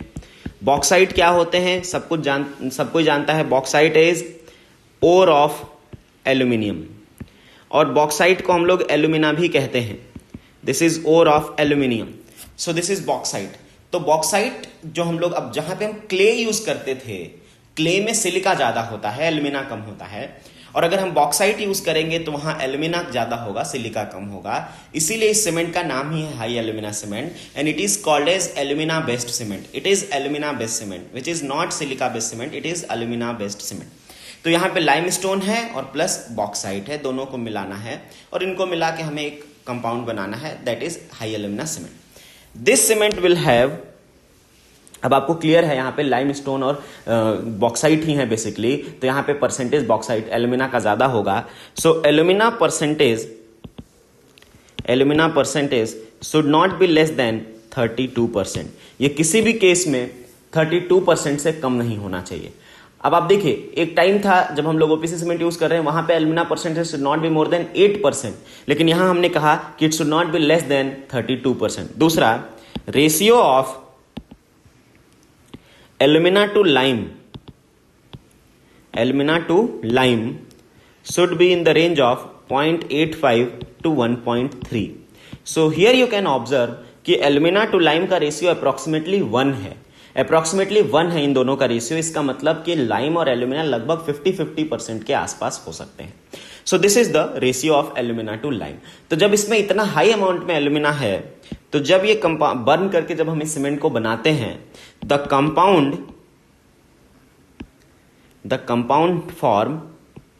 forms after burning is Ca। अब देखिए, सब में हम लोग C3A, C2A, C3S, C2S इस टाइप के कंपाउंड C4AF देखते थे। यहां जो कंपाउंड बनता है वो होता है मेनली Ca, ओनली Ca, 1 मोल C का 1 मोल A का। C मतलब लाइम, A मतलब एल्यूमिना। यहां पे 50-50% का कंपोनेंट्स हैं लगभग, इसलिए ये कंपाउंड बनता है Ca, not C3A, not C2A, ऐसा नहीं बनता, ये बनता है Ca लाइक दिस। अब ये जो कंपाउंड होता है इसका केमिकल बिहेवियर बहुत ही डिफरेंट होता है अदर कंपाउंड से। जो हम लोग ओपीसी पढ़ते आए हैं या जो बोक्स कंपाउंड्स पढ़ते आए हैं, उनसे इसका केमिकल बिहेवियर बहुत ही अलग होता है। और इसका केमिकल बिहेवियर अलग होने की वजह से ही इसमें आपको कैरिस्मेटिक प्रॉपर्टीज इस सीमेंट में मिलेंगी। आपको पता चलेगा कि इस सीमेंट की क्वालिटीज कुछ अलग ही हैं बिल्कुल। So what are the qualities और what are the properties of this cement? तो अगर मैं डिस्कस करूं तो properties of high alumina cement क्या है? Properties of high alumina cement अगर हम देखें, properties of high alumina cement, तो इसमें प्रॉपर्टीज में आपको देखने को मिलेगा, पहला, in 24 hours up to 30 MPa strength can be obtained. Up to 30 MPa strength can be obtained. अब आप समझिए कि it is quite high strength. OPC 33 की 30 दिन बाद, 28 दिन बाद जो उसकी स्ट्रेंथ होती है वो 33 MPa होती है, और हाई एल्यूमिना सीमेंट एक दिन में ही 30 MPa तक की स्ट्रेंथ ला देता है। So it is fastest rapid hardening cement, you can say. Rapid hardening cement जो हमने पढ़ा उससे भी कई गुना ज्यादा ये एक तरह से ये रेट गेन कर रहा है। So it is most rapid hardening cement. अगर आपसे कोई पूछे कि किसमें स्ट्रेंथ गेन ज्यादा होगा, ओपीसी में, रैपिड हार्डनिंग में या हाई एल्यूमिना में, क्या आंसर होगा आपका? आप कहेंगे सर हाई एल्यूमिना में, क्योंकि हाई एल्यूमिना में एक ही दिन में 30 MPa की स्ट्रेंथ आती है, जबकि रैपिड हार्डनिंग में एक दिन में आपकी 10 MPa 5 MPa से ज्यादा की स्ट्रेंथ नहीं आती है। So it is very high rapid strength gain property. दूसरा, इसका जो IST होता है दैट इज अप्रोक्सीमेटली 3.5 आवर, और FST होता है दैट इज अप्रोक्सीमेटली 5 आवर्स। अब आप देखिए, ये भी एक बहुत इंपॉर्टेंट प्रॉपर्टी और ये बहुत सुटेबल प्रॉपर्टी है। IST ज्यादा है और FST कम है, IST ज्यादा है और FST कम है, and this is the thing which we want. यही चीज हम चाहते हैं कि IST ज्यादा हो और FST कम हो, यही चीज हम चाहते हैं। क्यों चाहते हैं? क्योंकि IST ज्यादा होने का मतलब क्या है कि वहां पे हमें वर्किंग के लिए ज्यादा टाइम अवेलेबल है, और FST कम होने का मतलब क्या है कि जैसे ही हमने एक बार उसको प्लेस किया वो जल्दी से सेट हो गया, और अगर जल्दी से सेट हो गया तो जो डिफॉर्मेशन के चांसेस हैं उसमें, जो उसकी प्रॉपर्टी में चेंज होने के चांसेस हैं, वो ऑटोमेटिकली रिड्यूस हो जाएंगे। तो ये हमारे लिए बेटर सेफ कंडीशन होगी।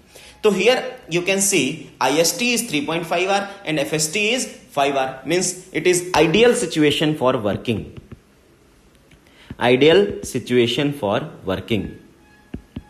ठीक है, ये वर्किंग के लिए आइडियल सिचुएशन होता है, ये इसकी क्वालिटीज। नेक्स्ट इसमें देखिए less sulphate attack. Less sulphate attack, तो ये लोगों के दिमाग में आता होगा कि सल्फेट अटैक क्यों कम हुआ जब एल्यूमिना ज्यादा है? तो क्योंकि यहां Ca बन रहा है, and this Ca having such reactions which do not show any volume increase, और इसीलिए ये क्या करता है कि यहां पे सल्फेट अटैक भी कम हो जाता है। ठीक है, इसके अलावा it is refractory in nature.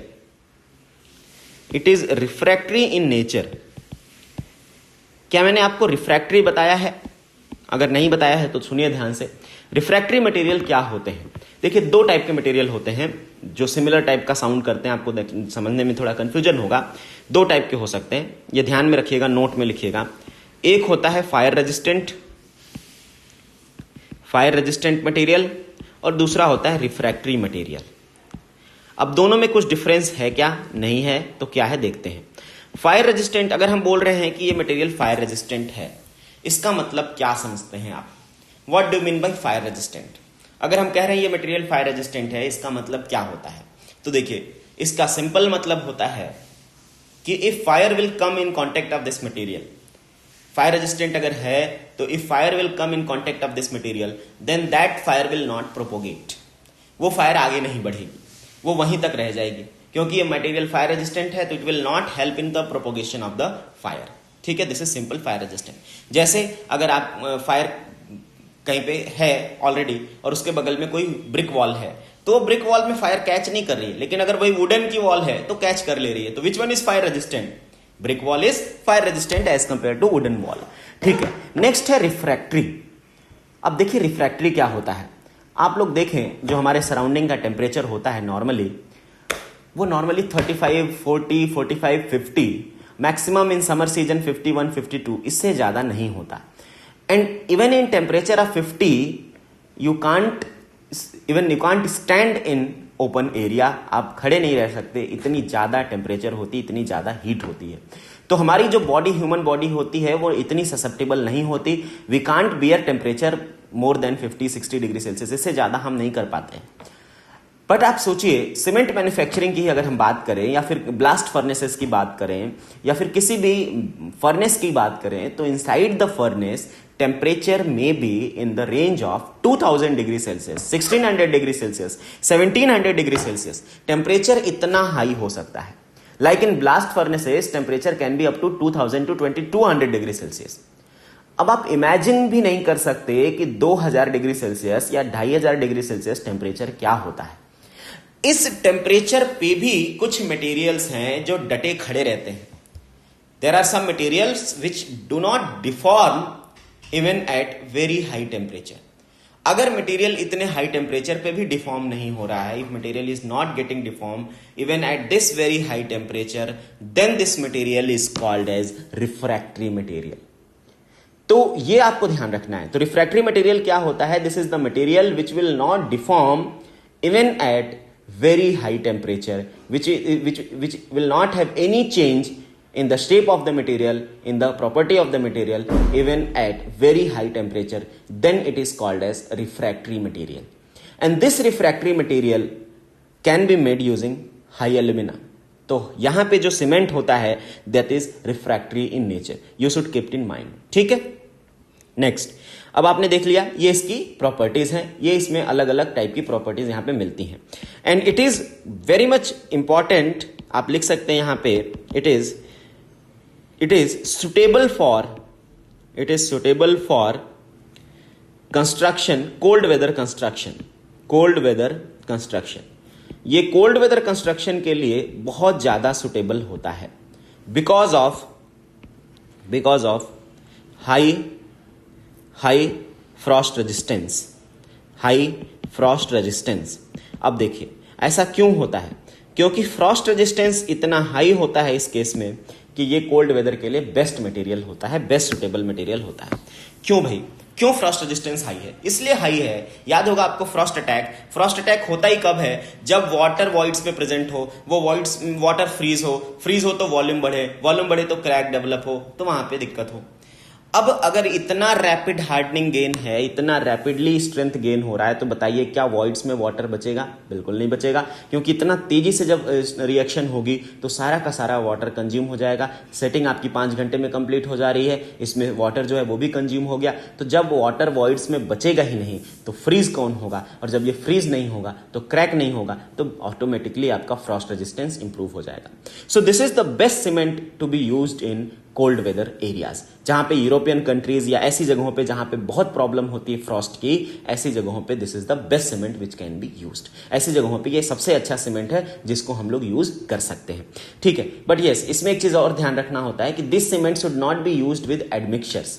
ये एडमिक्सचर के साथ नॉर्मली यूज नहीं होता, क्योंकि already it is having too much high strength, इतना रेट ऑफ हाई स्ट्रेंथ है, rate of gain of strength high है, तो it is not advisable to use this cement with admixture. ठीक है, so this is high alumina cement which we have discuss. Now one more cement I will discuss, that is air entraining cement.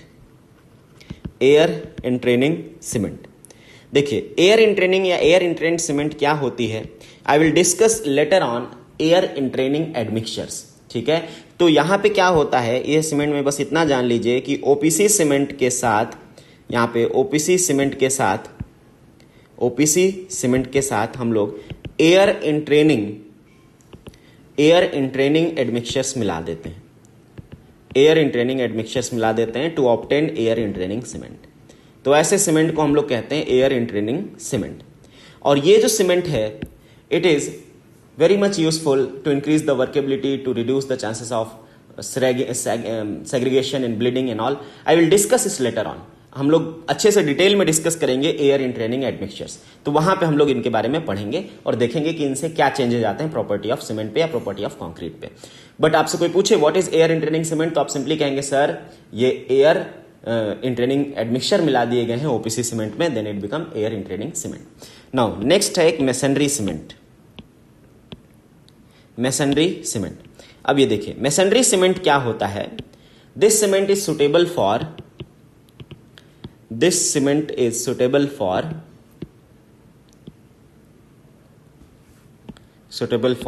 Masonry construction.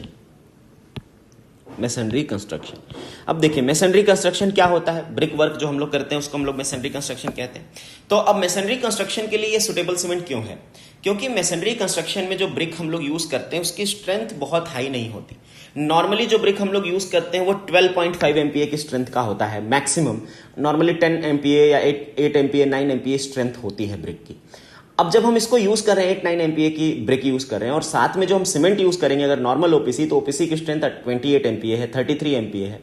तो 33 MPa का cement अगर हम use कर रहे हैं 8 MPa के ब्रिक के साथ, तो ये कोई बुद्धिमानी की बात नहीं है। तो हम लोगों को एक ऐसा सीमेंट बनाना है जो कंपैटिबल हो ब्रिक के साथ, जितनी ब्रिक की स्ट्रेंथ है लगभग उसी के आसपास की स्ट्रेंथ हो। तो इस टाइप के सीमेंट को हम लोग मेसनरी सीमेंट कहते हैं। तो मेसनरी सीमेंट में क्या होते हैं, ओपीसी सीमेंट के अंदर हम लोग फिलर मटेरियल्स और कुछ अलग मिला देते हैं इसमें। ओपीसी सीमेंट के साथ हम लोग इसमें क्या मिला देते हैं, इसमें हम लोग लाइम मिला देते हैं, लाइम और एनी अदर मटेरियल। ठीक है, तो इसमें लाइम और दूसरा कोई मटेरियल भी हम लोग मिला देते हैं, तो ये हमारा बन जाता है मेसनरी सीमेंट। इसमें पोज़ोलाना भी मिला सकते हैं, तो ये बन जाता है मेसनरी सीमेंट। अब मेसनरी सीमेंट में हमने इसका स्ट्रेंथ कम कर लिया, तो ये मेसनरी सीमेंट हो गया। अब दूसरा इसका एडवांटेज है, स्ट्रेंथ तो कम कर लिया, एडवांटेज और है कि इसमें लेस हीट ऑफ हाइड्रेशन होगा, बिल्कुल हीट ऑफ हाइड्रेशन इसमें कम होगा। दूसरा क्या होगा कि लेस क्रैक्स होंगे, लेस श्रिंकेज क्रैक्स होंगे। अब लाइम अगर आपने ऐड किया तो याद होगा आपको कि सीमेंट मोटार में अगर हम लोग लाइम ऐड करते हैं तो वहां हमें श्रिंकेज कम मिलता है, तो यहाँ पे लेस श्रिंकेज क्रैक्स मिलते हैं और स्मूथ फिनिश मिलता है। लाइम ऐड करने की वजह से स्मूथ फिनिश मिलता है। So it is suitable for masonry, brick work and plastering of the masonry construction. तो ऐसी जगहों पे हम लोग इस सीमेंट को यूज करते हैं। तो it is basically, you can say it is basically low strength OPC cement which is obtained by adding other materials along with OPC cement, like हम लोग उसमें यूज कर सकते हैं पोज़ोलाना यूज कर लेते हैं या फिर उसमें हम लाइम यूज कर लेते हैं, ऐसा कोई मटेरियल उसमें यूज करके उसको लो स्ट्रेंथ बना लेते हैं। और क्यों लो स्ट्रेंथ बनाते हैं, क्योंकि हमें हाई स्ट्रेंथ की बहुत ज्यादा जरूरत ही नहीं है। हम बहुत ज्यादा हाई स्ट्रेंथ बना के क्या करेंगे, क्योंकि जो हमारा कंपाउंड जो हम यूज कर रहे हैं जिसके बाइंडिंग के लिए, वो उसकी स्ट्रेंथ बहुत ही कम है। So this is all about the cement. We have discussed around 10 to 12 types of cement. We have discussed testing of cement. We have discussed basic properties of cement. We have discussed raw material for the cement. We have discussed lime. So we have so far covered all these things. Now I will discuss mortar. Next topic I will discuss is mortar. Next topic I will discuss is mortar. अब ये होता क्या है motor, अगर आपसे कोई पूछे तो आप बताएं व्हाट इज मोटार। अच्छा, कितने लोग होंगे जिनको मोटार नहीं पता है, आप लोग खुद से सोच लीजिएगा कि आप में ऐसे कितने लोग हैं जिनको मोटार नहीं पता है। और अगर नहीं पता है तो याद करिए, जब आपके घर में कंस्ट्रक्शन हो रहा है, अगर आपके आसपास कंस्ट्रक्शन हो रहा है, तो कहीं पे भी आपने देखा होगा कि ब्रिक के बीच में एक लेयर लगाते हैं, और जो ब्रिक के बीच में जो लेयर लगाते हैं वही मोटार होती है। इतना तो आपको याद आ गया होगा, दैट इज मोटार। ठीक है, जो मोटार हम लोग बनाते हैं वो क्या उसका कंपोजिशन होता है, क्यों बनाते हैं मोटार, ये हम लोग डिस्कस करेंगे। इस डिस्कस करने से पहले आपको एक चीज याद करनी है आपके बचपन की। जब आप बचपन में क्रिकेट खेलते थे, अभी तो आप बीटेक कर चुके हैं, प्रिपरेशन कर रहे हैं, तो अभी आपका जो क्रिकेट वगैरह खेलना है वो थोड़ा कम हुआ होगा, खास करके प्रिपरेशन के टाइम में, या कई लोग खेलते भी होंगे। लेकिन बचपन में हमें शौक होता था, और बचपन में जब हम खेलते थे तो हमारे पास एक ही बैट होता था, एक ही बॉल होती थी, और उसी से मोहल्ले भर के लोग खेलते थे। तो कई बार वो बैट टूट जाता था और उसका हैंडल जो है वो बाहर आ जाता था। तो उस हैंडल को बैट के साथ जोड़ने के लिए हम लोग एक टेक्निक यूज करते थे, बहुत सारे लोगों ने किया होगा जो रूरल बैकग्राउंड से होंगे खास करके। क्या करते थे कि उसमें हम फेविकोल से उसका जो हैंडल होता था उस हैंडल को बैट के अंदर फिक्स करते थे, और जब हम फेविकोल से उसको फिक्स करते थे तो फेविकोल में हम थोड़ा सा सॉ डस्ट मिलाते थे। सॉ डस्ट का मतलब लकड़ी का बुरादा, जो सॉइंग करते हैं जब हम टिम्बर को कट करते हैं तो उसमें से एक फाइन पाउडर बाहर आता है, उसको हम लोग सॉ डस्ट कहते हैं। तो वो सॉ डस्ट हम उसमें मिलाते थे फेविकोल के साथ। तो फेविकोल और सॉ डस्ट का मिक्स, वो ब्राउनिश मिक्स बनता था, उस ब्राउनिश मिक्स को हम उसको ज्वाइंट करने में यूज करते थे। आज भी आप कारपेंटर की दुकान पे चले जाएं, कारपेंटर के पास जाके देखें तो आपको क्या पता चलेगा कि सॉ डस्ट वो फेविकोल के साथ मिला के यूज करता है, फिलिंग करने के लिए कहीं पे या ज्वाइंट करने के लिए वो सॉ डस्ट मिला के यूज करता है। अब आपसे मैं क्वेश्चन ये सिंपल सा पूछ रहा हूं कि क्या अगर मैं प्योर फेविकोल को यूज करूं तो वो बाइंडर नहीं है? आप कहेंगे सर बिल्कुल बाइंडर है, फेविकोल तो बाइंडर है। अच्छा, अगर मैंने फेविकोल में सॉ डस्ट मिला के यूज किया तो क्या अब वो बाइंडर नहीं है? अब आप कहेंगे सर अभी भी बाइंडर है, क्योंकि आपने क्या किया, कुछ तो किया नहीं, आपने फेविकोल में ही सॉ डस्ट मिलाया है, लेकिन अभी भी तो वो बाइंडिंग एक्शन देगा ही, तो ऑब्वियसली वो अभी भी बाइंडर ही है। तो हमने ये सॉ डस्ट मिलाया क्यों? जब वो बाइंडर ही है तो हमने सॉ डस्ट मिलाया क्यों? तो वो हम लोग देखेंगे कि सॉ डस्ट क्यों मिलाया। बट समझने की बात यह है कि अगर किसी बाइंडर में हमने थोड़ा सा फॉरेन मटेरियल, हमने थोड़ा सा एडल्ट्रेंट मिला दिया, तब भी तो वो बाइंडर की तरह ही बिहेव करता है। बिल्कुल करता है। तो सेम यही कॉन्सेप्ट यहां है कि या तो हम प्योर सीमेंट यूज करें, या फिर सीमेंट में हम थोड़ा सा सैंड मिला दें एडल्ट्रेंट की तरह, तो वो सीमेंट और सैंड का मिक्सचर या फिर प्योर सीमेंट का मिक्सचर बिहेव तो दोनों ही बाइंडर की तरह ही करेंगे, बिल्कुल करेंगे। तो जो मोटार है it is also a type of binder only, ठीक है, but it is not a pure binding material, इसमें बाइंडिंग मटेरियल प्लस एडल्ट्रेंट है, ठीक है। So this is the definition of mortar. तो और ये जो डेफिनेशन है it is as per IS, it is as per IS 2250, it is as per IS 2250, ये हमारा IS कोड है। और इस IS कोड के अकॉर्डिंग ये डेफिनेशन है कि motor is a mix of binding material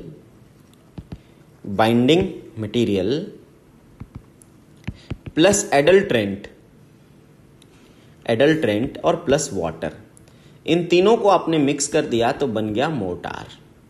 ये है डेफिनेशन अपनी। अब देखिए बाइंडिंग मटेरियल का मतलब क्या हो सकता है। एग्जाम्पल इसका सीमेंट हो सकता है, लाइम हो सकता है, ये सब बाइंडिंग मटेरियल हो सकते हैं। एडल्ट्रेंट क्या हो सकता है, इसका एग्जाम्पल क्या है, सैंड हो सकता है, जिसको हम लोग बेसिकली सैंड कहते हैं, मतलब रिवर सैंड की बात कर रहे हैं। दूसरा मैन्युफैक्चर्ड सैंड हो सकता है, जो रिवर सैंड नहीं है, मैन्युफैक्चर्ड सैंड है जो हमने मैन्युफैक्चर किया है। पाउडर ऑफ स्टोन हो सकता है, पाउडर ऑफ ब्रिक हो सकता है, क्रस्ट पाउडर जो हम लोग ब्रिक को क्रश करके बनाते हैं, जिसको हम लोग सुर्खी कहते हैं। पाउडर ऑफ ब्रिक को क्या कहते हैं, सुर्खी हो सकता है। इसके अलावा क्या हो सकता है, सॉ डस्ट, जो मैंने भी डिस्कस किया, सॉ डस्ट हो सकता है, एस्बेस्टस फाइबर हो सकता है, या फिर powder of china clay ware हो सकता है। चाइना क्ले जो होती है, चाइना के बर्तन होते हैं चाइना क्ले के, उन चाइना क्ले बर्तनों का जो पाउडर है वो भी हो सकता है, ETC। तो this can be the adulterants, ये हो सकते हैं एडल्ट्रेंट्स। और साथ में है वाटर, तो ये बनेगा मोटार। अब कॉम्बिनेशन कुछ भी हो सकता है, बाइंडर कोई भी हो, एडल्ट्रेंट कोई भी हो, हम अलग अलग टाइप की मोटार यहाँ पे बना सकते हैं। बट आप देखेंगे कि नॉर्मली जो मोटार बनता है वो सीमेंट यूज होता है और ये रिवर सैंड यूज होता है। सीमेंट यूज होता है और ये रिवर सैंड यूज होता है। नॉर्मली सीमेंट और रिवर सैंड को मिला के ही हम लोग मोटार बनाते हैं और उसी को यूज करते हैं। अब आप कहेंगे सर ये रिवर सैंड इतना फेमस क्यों है, रिवर सैंड इतना ज्यादा क्यों यूज होता है? तो ये मैं आपको बताऊंगा कि देखिए जो रिवर सैंड है वो एक तरह से purest form of sand available होता है हमारे सराउंडिंग में। अगर हम लोग देखें, जैसे रेगिस्तान की बात करें अगर हमारे राजस्थान में, तो राजस्थान में तो रेत ही रेत है, फिर भी वहां पे हम लोग रिवर सैंड ही यूज करते हैं कंस्ट्रक्शन में। क्यों? क्योंकि वहां पे जो रेत है, जो आपको टीले हैं बड़े बड़े जो सैंड के, वहां पे उस सैंड के अंदर सिल्ट और क्ले के भी कंटेंट होते हैं। लेकिन जो रिवर सैंड होती है उसमें due to flow of water over the sand के ऊपर फ्लो ऑफ वाटर होने की वजह से वट एवर क्ले और silt content is there that flow away with the water and the remaining sand is pure sand. That's why we always prefer river sand. So जो सबसे ज्यादा widely useful जो adulterant है वो क्या है? River sand. अच्छा, नेक्स्ट क्वेश्चन इज कि what should be the qualities of an adulterant. Qualities of adulterant, adulterant की क्या क्वालिटीज होनी चाहिए? अगर हम लोग एज अ एडल्ट्रेंट किसी को यूज करने जा रहे हैं तो क्या क्वालिटी होनी चाहिए? देखिए, searching for the adulterant is a matter of research. हम लोग बहुत रिसर्च कर रहे हैं, अलग अलग टाइप के एडल्ट्रेंट ढूंढने की कोशिश कर रहे हैं, क्योंकि naturally available river sand day by day deplete होता जा रहा है। इसका जो स्टोरेज है, जो हमारे पास रिसोर्सेज हैं, वो डिप्लीट हो रहे हैं। इसीलिए we are doing research to have some other adulterant to be used in mortar making. तो हम लोग अलग अलग टाइप के एडल्ट्रेंट की रिसर्च में लगे हुए हैं। बट क्वालिटीज ऑफ एडल्ट्रेंट क्या होनी चाहिए? तो देखिए, इसकी जो क्वालिटीज होनी चाहिए एडल्ट्रेंट की क्वालिटीज होनी चाहिए, it should B inert. It should B inert. तो जो एडल्ट्रेंट है वो इनर्ट होना चाहिए। It should not B reactive. इसको कोई रिएक्शन नहीं करनी है। रिएक्शन करने का काम सीमेंट का है, इसको इनर्ट होना है, तो it should B inert. Next, it should have proper shape and size. Proper shape and proper size distribution, you can say proper size distribution, that is also called as grading, that is grading। तो it should be well graded। आपने पढ़ा होगा, और अगर नहीं पढ़े होंगे तो पढ़िएगा आगे। वेल ग्रेडेड मतलब क्या होता है? ऐसा पार्टिकल का ग्रेडेशन है जिसमें सारे साइज के पार्टिकल अवेलेबल हैं। This is the gradation in which every type of particles are available. Every type of particles are available in different proportions. So, if you are using well-graded components, well-graded ingredients, then you will obtain maximum density. And if you are getting maximum density, then your strength gain will be maximum. तो well-graded material जब भी हम use करेंगे तो आपको maximum density मिलेगी। Maximum density वहां पे आपको मिलेगी वेल ग्रेडेड मटेरियल जब आप यूज करेंगे। तो जो एडल्ट्रेंट है वो भी वेल ग्रेडेड होना चाहिए। Next, it should be free from any chemical और salt which are having tendency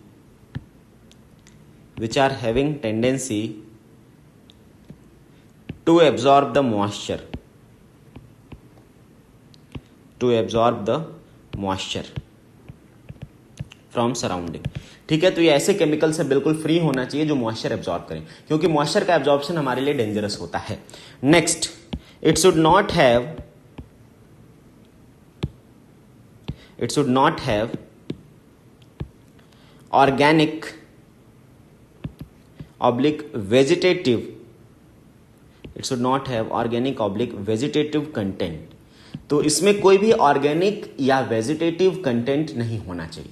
it should not have any organic और वेजिटेटिव कंटेंट, क्योंकि ऑर्गेनिक या वेजिटेटिव कंटेंट जो होता है वो डिकम्पोज हो जाता है विद द टाइम, वो इजिली डिकम्पोज हो जाता है। तो टाइम के साथ वहां पे वॉइड्स जनरेट हो जाते हैं। So it should be free from any organic और vegetative content. So etc, these are some, और it should be economical and easily available. ये तो ध्यान रखना ही है, इकोनॉमिकल एंड इजिली अवेलेबल। तो ये सब हमारे अवेलेबल etc, ये सब हमारे कुछ क्वालिटीज हैं जो होनी चाहिए एडल्ट्रेंट में, और इन सबको बखूबी फुलफिल करता है सैंड। आप देखेंगे रिवर सैंड को, वो इनर्ट भी होता है, ग्रेडेशन भी अच्छा होता है, उसमें आपको कोई मॉइस्चर एब्जॉर्बिंग टेंडेंसी भी नहीं होती, और उसमें कोई केमिकल भी नहीं होते, और ऑर्गेनिक और वेजिटेटिव कंटेंट भी नहीं होते। That's Wye river sand is widely used. River sand, अब हम लोग लिखेंगे इसको, river sand fulfil all these criterias, that's why it is widely used adulterant। ये सारी क्राइटेरिया फिल करता है, इसीलिए ये सबसे ज़्यादा यूज होने वाला एडल्ट्रेंट है। It is widely used adulterant. ठीक है, अब नोट में अगर आप देखें, एक बार नोट देखें तो आपको मैं बताऊंगा कि जो सैंड है उसको हम लोग क्लासिफाई करते हैं डिफरेंट जोन्स में। तो as per IS 383, as per IS 383 sand is classified as, अब इसको क्लासीफाई करते हैं zone 1, zone 2, zone 3 and zone 4। 4 zone में हम लोग इसको क्लासीफाई करते हैं। और as we are moving in this direction, zone 1 से जोन 4 की तरफ जाते हैं तो फाइननेस आपकी इंक्रीज होती है, फाइननेस इंक्रीज होती है। तो जोन 1 का सैंड सबसे कोर्स होता है और जोन 4 का सैंड सबसे फाइन होता है। ठीक है, so this is we are moving from zone 1 to zone 4, तो फाइननेस आपकी इंक्रीज हो रही है। This is the criteria. तो we have classified the sand in different zone, zone 1, zone 2, zone 3, zone 4। इन जोन का यूज हम लोग कहां करते हैं? These zones are used in mix design of the concrete, in mix design of the mortar. जब हम वहां पे मिक्स डिजाइन करते हैं IS 10262, IS 456 के हेल्प से, तो वहां पे इन जोन्स का हम यूज करते हैं। नाउ अब आपसे मैं डिस्कस कर रहा हूं कि what is the function of sand in the motor. अब हम लोग डिस्कस करेंगे कि किसी भी एडल्ट्रेंट का या सैंड का फंक्शन क्या है मोटार में। Function of adulterant oblique sand in motor. भाई मोटार में हम लोग मिला ही क्यों रहे हैं ये एडल्ट्रेंट? ठीक है, तो व्हाट इज द फंक्शन? तो देखिए, मैंने आपको एक बात बताई कि जो ब्रिक हम लोग यूज करते हैं, देखिए ब्रिक जो हम लोग यूज करते हैं like this is the brick, और ये है नीचे ब्रिक, ये भी ब्रिक है। अब इनको ज्वाइंट करने के लिए हम लोग क्या यूज करते हैं? मोटार। अब ये मोटार हम यूज करते हैं। अब ये जो मोटार है इसका स्ट्रेंथ और ये ब्रिक का स्ट्रेंथ क्या होना चाहिए? इट शुड बी कंपैटिबल, दोनों लगभग बराबर होना चाहिए। The strength of brick and the strength of motor should be compatible. But होता क्या है कि आप नॉर्मली देखेंगे अगर, तो सीमेंट का जो मोटार बनता है उसका स्ट्रेंथ हाई होता है। अगर सिर्फ सीमेंट का मोटार हम लोग बनाएं या फिर सीमेंट में थोड़ा सा सैंड मिला के मोटार बनाएं तो उसका स्ट्रेंथ बहुत ज्यादा होता है। तो अब उस स्ट्रेंथ को कम करने के लिए हमें उसमें सैंड का कंटेंट बढ़ाना पड़ता है। जब सैंड का कंटेंट हम बढ़ाते हैं तो धीरे धीरे स्ट्रेंथ कम होती है और ये जो मोटार की स्ट्रेंथ है और ब्रिक की स्ट्रेंथ है लगभग बराबर हो जाती है।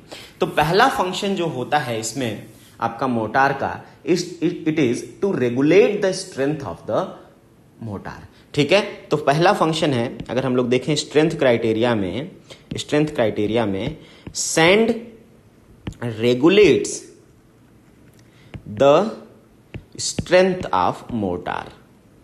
ठीक है, strength of motor as per requirement। तो जैसी हमें रिक्वायरमेंट होती है उस हिसाब से हम लोग सैंड ऐड करते हैं and it regulates the strength of motor. जितने स्ट्रेंथ का हमें मोटार चाहिए उस हिसाब से हम सैंड का प्रोपोर्शन वेरी करते हैं। ठीक है, optimum content of sand will give maximum strength. इसमें यह भी ध्यान रखना है आपको कि optimum content of sand will give maximum strength. ठीक है, ऐसा होता क्यों? जरा ये चीज समझिएगा, होता क्या है कि जो सीमेंट के पार्टिकल है, जैसे मान लीजिए हमने एक लेयर ऐसा यूज किया और ये लेयर में सारे के सारे सीमेंट के पार्टिकल्स हैं। ठीक है, अगर मैं अब इस लेयर पे अगर फोर्स लगाऊं एक, अब देखिए अगर मैं फोर्स लगाऊं तो ये जो लोड आएगा वो लोड किसके बराबर आएगा? जो इसके बीच में इंटरफेसेस हैं उनमें जो रेजिस्टेंस है उतना लोड यहाँ पे ये बियर कर पाएगा। ठीक है, तो मान लेते हैं ये 10 न्यूटन लोड बियर कर रहा है फॉर एग्जाम्पल। अब हमने इसमें, और ये आपस में पार्टिकल क्यों जुड़े हैं? क्योंकि उनके बीच में कोहेशन। यहाँ पे क्या है? इनके बीच में कोहेशन। सीमेंट के पार्टिकल क्या आपस में बीच में कोहेशन, तो इसलिए इनके बीच में इतना लोड ये बियर कर पा रहे हैं, एक दूसरे के साथ जोड़ के रखे हुए हैं। ठीक है, देखिए नेक्स्ट मैंने अगर क्या किया कि ये जो सीमेंट के पार्टिकल्स हैं,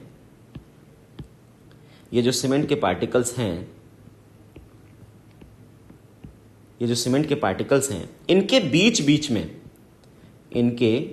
बीच में सैंड इंसर्ट कर दिया। अब आप देखिए ये जो रेड वाले हैं ये सीमेंट के पार्टिकल हैं और ये जो येलोइस वाले हैं ये सैंड के पार्टिकल हैं। अब इनके बीच बीच में मैंने सैंड इंसर्ट कर दिया। अब मैं इस पे लोड लगाता हूं, बताइए अब ये कितना लोड लेगा? बताइए। अच्छा, एक कंडीशन और बनाता हूं मैं, एक कंडीशन और बनाता हूं, दो कंडीशन हो गया। तीसरा कंडीशन,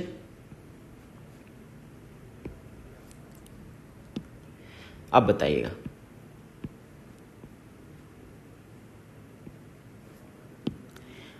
अब बताइए किसमें ज्यादा लोड बियर होगा।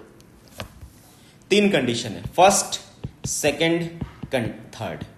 तो आप देखिए, सीमेंट के पार्टिकल्स के अंदर एक क्वालिटी होती है, वो हम सब जानते हैं कि सीमेंट के पार्टिकल जितने अच्छे कोहेसिव नेचर के होते हैं उतने ही अच्छे एडहेसिव नेचर के भी होते हैं।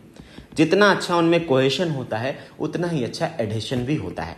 तो दो पार्टिकल के बीच में कोहेशन है, इसी तरह से सैंड और सीमेंट के पार्टिकल के बीच में ये एडहेशन है।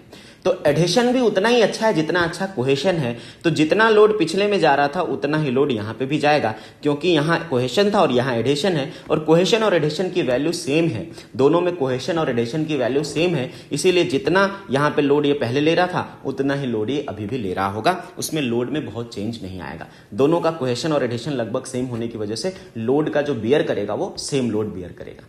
लेकिन यहां देखिए, यहां देखिए, अब यहां पे क्या है कि जो सीमेंट के पार्टिकल्स हैं वो हर सैंड के पार्टिकल के दोनों तरफ अवेलेबल हैं। जैसे एक सैंड का पार्टिकल है तो दोनों तरफ सीमेंट के पार्टिकल अवेलेबल है, तब ये पॉसिबल है। लेकिन अगर इसके नीचे वाली लाइन देखिए, इसमें क्या हो रहा है कि सैंड के पार्टिकल ज्यादा हो गए, अब आपने सैंड कंटेंट बढ़ा दिया, तो ऐसा प्रोबेबिलिटी आ गया कि अब दो सैंड के पार्टिकल एक साथ आ गए।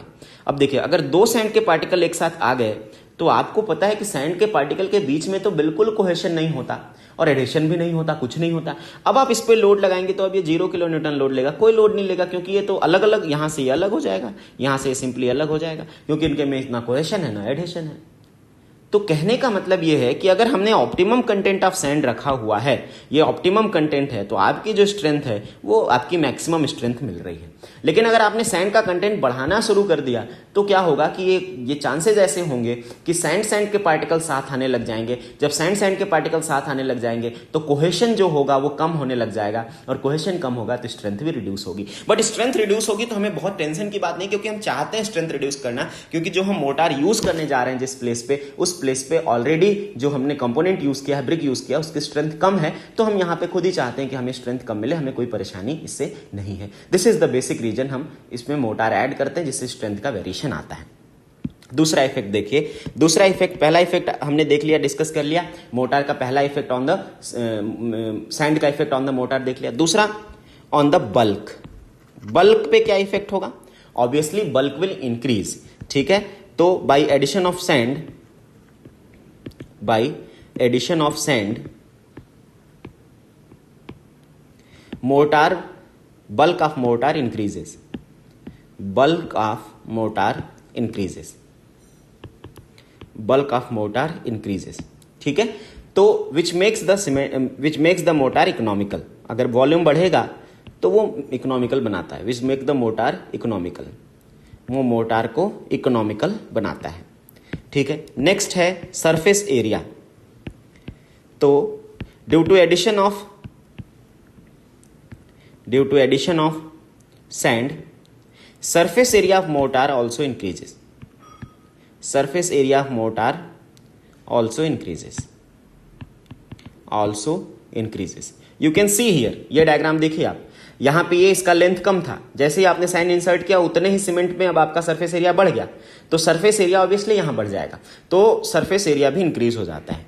Now what will be the effect on the shrinkage? What will be the effect on the shrinkage? Now, देखिए श्रिंकेज पे क्या इफेक्ट पड़ेगा? When we'll add the sand in the mortar, shrinkage will reduce. Due to addition of sand,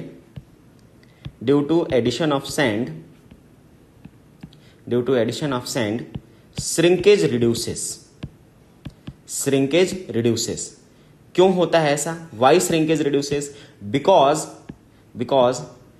देखिए shrinkage होने का दो ही reason होता है। एक होता है ज्यादा मॉइस्चर एब्जॉर्ब होना, तब हमें ज्यादा श्रिंकेज मिलता है, या फिर ज्यादा तेजी से मॉइस्चर बाहर निकलना। यहां पे कौन सा केस है? ज्यादा मॉइस्चर एब्जॉर्ब होगा तभी तो तेजी से बाहर निकलेगा। तो यहां पे ज्यादा मॉइस्चर एब्जॉर्ब अगर हो रहा है तो श्रिंकेज ज्यादा होगा, कम मॉइस्चर एब्जॉर्ब हो रहा है तो कम श्रिंकेज होगा। यहां पे क्या होता है कि सैंड कंटेंट बढ़ाते हैं अगर, तो मॉइस्चर का एब्जॉर्प्शन कम होता है, क्योंकि सैंड के अंदर कोई मॉइस्चर एब्जॉर्ब करने की टेंडेंसी नहीं होती। तो यहां हमने लिखा कि due to addition of sand shrinkage reduces because of less tendency to absorb the moisture. ठीक है, तो यहां पे एब्जॉर्ब करने की जो टेंडेंसी है वो कम होती है। इस वजह से अगर मॉइस्चर कम ही एब्जॉर्ब होगा तो कम ही इवेपोरेट होगा और कम ही श्रिंकेज होगा। दैट्स वाई यहां पे हमें मिलेगा कि यहां पे मॉइस्चर आपका कम एब्जॉर्ब हो रहा है, इसलिए श्रिंकेज कम मिलता है। ठीक है, अगर हम लोग सेटिंग पे देखें इफेक्ट, तो सेटिंग पे क्या इफेक्ट होता है? Due to addition of sand, setting of mortar become uniform. Setting of mortar become uniform. वो यूनिफॉर्म हो जाता है। Setting of motor become uniform. क्यों हो जाता है सेटिंग ऑफ मोटार यूनिफॉर्म? क्योंकि देखो सैंड के पार्टिकल्स जो होते हैं वो क्या करते हैं? डिफ्लोकुलेटिंग एजेंट की तरह काम करते हैं। तो सीमेंट के पार्टिकल्स का एक आदत होता है, सीमेंट के पार्टिकल देखिए क्या करते हैं कि अगर आपने वाटर ऐड किया तो सीमेंट के पार्टिकल उनको घेर के इस तरह से वाटर को बीच में ट्रैप करा लेते हैं। तो इससे क्या होता है कि जो वाटर के कॉन्टेक्ट में है उसका सेटिंग तो अच्छे से हो रहा है, लेकिन ये जो बाहर है उसका सेटिंग अच्छे से नहीं हो रहा है। तो अब इसमें जब जैसे ही हम लोग सैंड ऐड करेंगे, ये सैंड के पार्टिकल बीच बीच में जाके इंसर्ट हो जाएंगे और ये वाटर को फ्री कर देंगे। जैसे ये इंसर्ट हो जाएंगे ये डिफ्लोकुलेशन हो जाएगा और ये वाटर बाहर आ जाएगा। और जब ये वाटर बाहर आ जाएगा तो this water will go on the surface और सेटिंग आपकी यूनिफॉर्म हो जाएगी। तो यहां पे जो सेटिंग होती है वो सैंड के एडिशन से यूनिफॉर्म हो जाती है। ये यहां पे हमें देखना है। ठीक है, now will discuss about qualities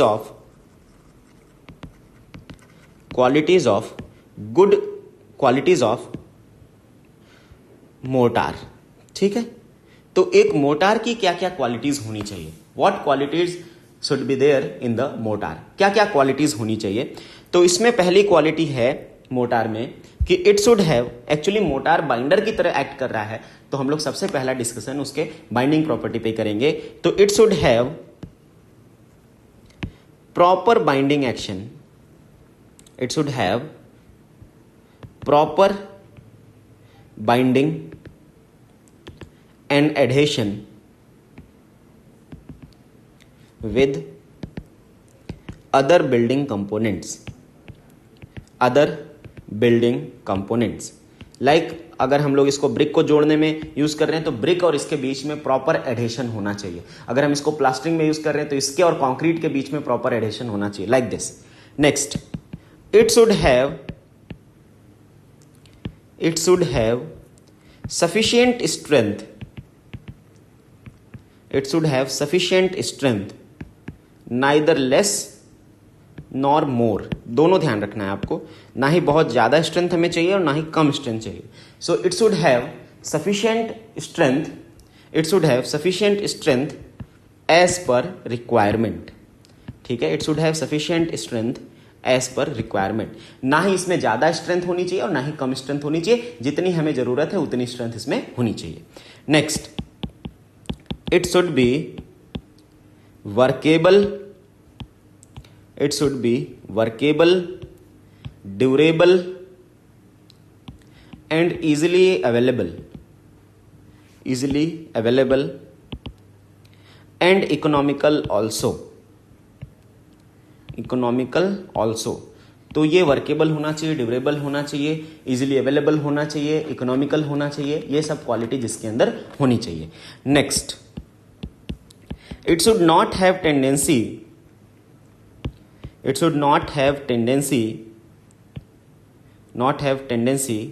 to absorb the moisture.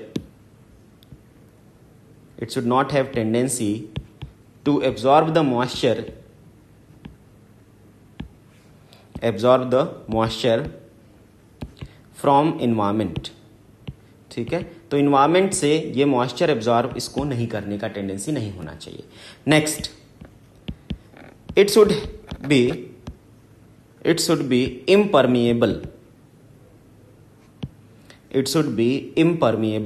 ये इम्परमिएबल होना चाहिए, इसके अंदर परमेबिलिटी कम होनी चाहिए। It should B impermeable. And next आपको ये देखना है कि it should not have any deleterious substance which can affect other building components। इसमें कोई ऐसा कंपोनेंट नहीं होना चाहिए जो अलग अदर जो बिल्डिंग के कंपोनेंट्स हैं, ब्रिक है या कॉलम है या डोर है, विंडोज है, whatever is there in contact of mortar, वो अफेक्ट नहीं होने चाहिए इसके वजह से। ठीक है, so this is the quality of good mortar. जो भी एक क्वालिटीज हम लोग डिस्कस करें, ये मोटार की क्वालिटीज है। Now I will discuss classification of motor. Classification of motor. So there are different criteria on basis of which we can classify the motor. पहला classification है on the basis of unit weight. On the basis of unit weight. तो unit weight पे क्या classification है? तो इसमें होता है पहला light weight motor. Light weight motor. ठीक है, first one is light weight mortar. तो लाइट वेट मोटर क्या होता है? If unit weight is less than 15 kilo newton per metre cube, अगर 15 kilo newton per metre cube से अगर unit weight less है तो हम लोग इसको कहेंगे light weight mortar. And this mortar can be manufactured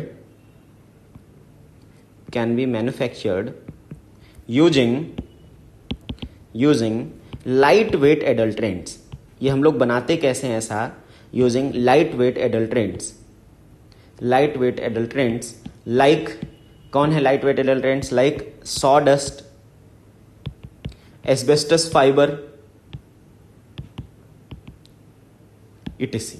ठीक है, दूसरा है आपका dense weight mortar. Dense weight mortar, तो डेंस वेट मोटर क्या होगा? Gamma, that is unit weight. Gamma किसको कहते हैं हम लोग? यूनिट वेट को कहते हैं। Unit weight greater than or equal to 15 kilo newton per metre cube. आपका जो सीमेंट मोटर होता है, वो कौन सा होता है? डेंस वेट होता है कि लाइट वेट होता है? तो आप देखें, सीमेंट मोटर जो होता है, सीमेंट मोटर, उसका जो यूनिट वेट होता है gamma, it is around 18 to 19 kilo newton per metre cube. इसका मतलब ये क्या है? डेंस वेट मोटर है। So this is classification of motor on the basis of unit weight. Next classification on the basis of material used. Next classification है on the basis of material used. हम लोग कौन सा material use कर रहे हैं उसके बेसिस पे क्लासिफाई करें। तो उसके बेसिस पे पहला मोटर है जैसे सीमेंट मोटर। तो हमने इसमें क्या यूज किया है? सीमेंट यूज किया होगा, सैंड यूज किया होगा, मतलब मेनली बाइंडर क्या है यहाँ पे? सीमेंट है। दूसरा हम लोग यहाँ पे देख सकते हैं लाइम मोटर।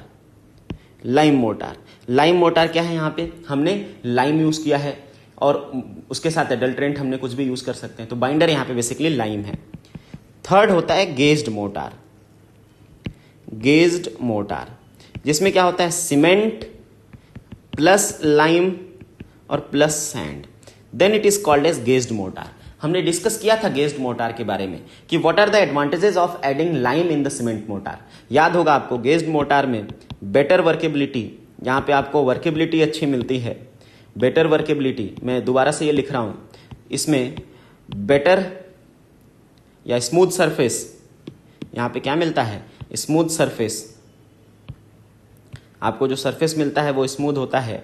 और नेक्स्ट इसमें क्या मिलता है हमें? कि लेस श्रिंकेज, यहाँ पे हमें लेस श्रिंकेज मिलता है। तो इस तरह से हम लोग better workability, smooth surface, less shrinkage, इस तरह से हमें यहाँ पे प्रॉपर्टीज मिलती हैं। इसके अलावा सुर्खी मोटर, तो याद है सुर्खी क्या था? सुर्खी is basically powder of the brick. तो सुर्खी मोटर हम लोग यूज करते हैं, तो it is a brick powder. तो ये जो सुर्खी मोटर होता है, ये भी मोटर, इसमें सुर्खी एज ए एडल्ट्रेंट यूज होता है। और सुर्खी ऑल्सो इम्पार्ट्स, अगर सुर्खी लाइम के साथ यूज हो रहा है सुर्खी मोटर, और इसमें आपको एक स्टार मार्क देखना है कि इफ सुर्खी is adulterant in lime motor, अगर लाइम मोटर हम बना रहे हैं और उसमें सुर्खी एडल्ट्रेंट की तरह यूज कर रहे हैं in lime mortar, then surkhi gives hydraulicity to the lime. याद होगा आपको हाइड्रोलिसिटी क्या होती है? Tendency to set even in damp location, even under water, वो भी ये प्रोवाइड करेगा। अगर ये यूज होगा लाइम मोटर में तो it will provide hydraulicity to the lime mortar. ठीक है, इसके अलावा जिप्सम मोटर, अगर हमने जिप्सम को ही यूज करके बना लिया, then it is called as gypsum mortar. तो इस तरह से हम लोग cement mortar, lime mortar, gauged mortar, surkhi mortar, gypsum mortar, ये अलग अलग मटेरियल के बेसिस पे क्लासिफाई करते हैं मोटार को। नेक्स्ट क्लासिफिकेशन है on the basis of strength, on the basis of strength in brick masonry. Brick masonry में जो स्ट्रेंथ है उसके बेसिस पे है, and it is IS 1905, it is as per IS 1905। तो इसमें क्लासिफिकेशन दिया गया है मोटार को। क्या क्लासिफिकेशन दिया गया है? इधर देखिए क्लास होता है और इधर होता है strength, minimum strength in MPa in masonry. ठीक है, अब ये IS 1905 तो क्लास है। यहां पे देखिए H1 H2, M1 M2 M3, L1 L2, और ये क्लास का स्ट्रेंथ जो होना चाहिए H1 के लिए ग्रेटर देन और इक्वल टू 10.5, इसके लिए होता है 6 to 7.5, M1 के लिए होता है 3 to 6, M2 के लिए होता है 2 to 3, M3 के लिए होता है 1.5, L1 के लिए 0.7 और इसके लिए 0.5। सो दिस इज द रेंज कि मिनिमम स्ट्रेंथ। अब इसमें भी M1 के जैसे 3 to 6 है तो इसमें भी सब क्लासेस हैं, इसमें भी M1 के अंदर भी सब क्लासेस हैं अलग अलग की, जैसे M1 का सीमेंट मोटार है, M1 का लाइम मोटार है। तो इस तरह से उसका रेंज है कि मिनिमम रेंज इनकी 3 से 6 तक हो सकती है। H2 की रेंज 6 to 7 पॉइंट की हो सकती है, H1 की ग्रेटर देन और इक्वल टू 10.5 है। ठीक है, so this is the strength, ये मिनिमम आना चाहिए और इस क्लास का हम लोग मोटार बना सकते हैं। आपके एग्जाम में जो क्वेश्चन आया है बस आपको ऑर्डर देखना है कि किसका ऑर्डर क्या होता है। तो सबसे हाई स्ट्रेंथ H1 की और सबसे कम स्ट्रेंथ L2 की, ये ऑर्डर आपको याद रखना है। ये वैल्यूज याद रखने की जरूरत नहीं है ये values, but at least you should remember the order. ठीक है, इस ऑर्डर में हम लोग यूज करते हैं। एक क्लासिफिकेशन और हम लोग यहां पे देखते हैं जिसको हम लोग कह सकते हैं स्पेशल मोटार। स्पेशल मोटार में यहां पे आपको, स्पेशल मोटार में आपको मिलेगा, पहला होता है रिफ्रैक्टरी मोटार। रिफ्रैक्टरी मोटार, तो रिफ्रैक्टरी मोटार कैसे बनते हैं याद होगा आपको, रिफ्रैक्टरी सीमेंट हमने पढ़ा, that is high alumina cement. तो this motor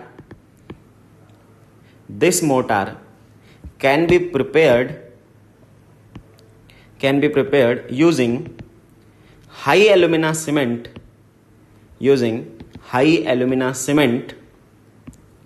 along with powder of fire brick। अब ये जो फायर ब्रिक होते हैं these are basically refractory bricks, तो ये रिफ्रैक्टरी ब्रिक का हम लोग पाउडर बनाते हैं और उसमें मिला देते हैं हाई एल्यूमिना सीमेंट, तो हम लोगों को मिल जाता है refractory mortar. And this refractory mortar will have tendency to resist very high temperature without deformation. ये आपका बहुत हाई टेम्परेचर रेजिस्ट कर लेगा बिना डिफॉर्मेशन के। ठीक है, दिस इज रिफ्रैक्टरी मोटार। दूसरा होते हैं chemical resistant motor. Chemical resistant motor, अब देखिए ये केमिकल रेजिस्टेंट मोटार में 2 टाइप होता है, and it is as per IS 441 and 442, ये 2 IS कोड हैं, उनके अकॉर्डिंग ये केमिकल रेजिस्टेंट मोटार हैं। ये जो मोटार है ये बिल्कुल ही अलग है, ये इनऑर्गेनिक मोटार है जिसमें सीमेंट यूज नहीं होता है, इसमें अलग अलग टाइप के मेटालिक मिनरल्स यूज होते हैं, मेटालिक ऑक्साइड्स यूज होते हैं। तो इसमें पहला है silicate type chemical resistant mortar, silicate type chemical resistance mortar. तो ये जो मोटार है it will have high resistance against, ये बेसिकली एसिडिक मीडियम में यूज होते हैं, high resistance against acidic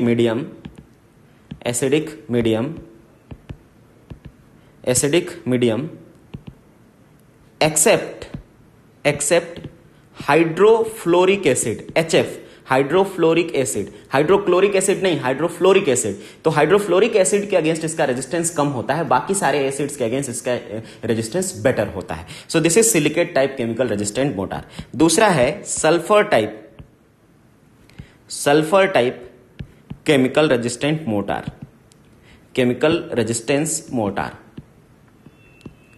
and this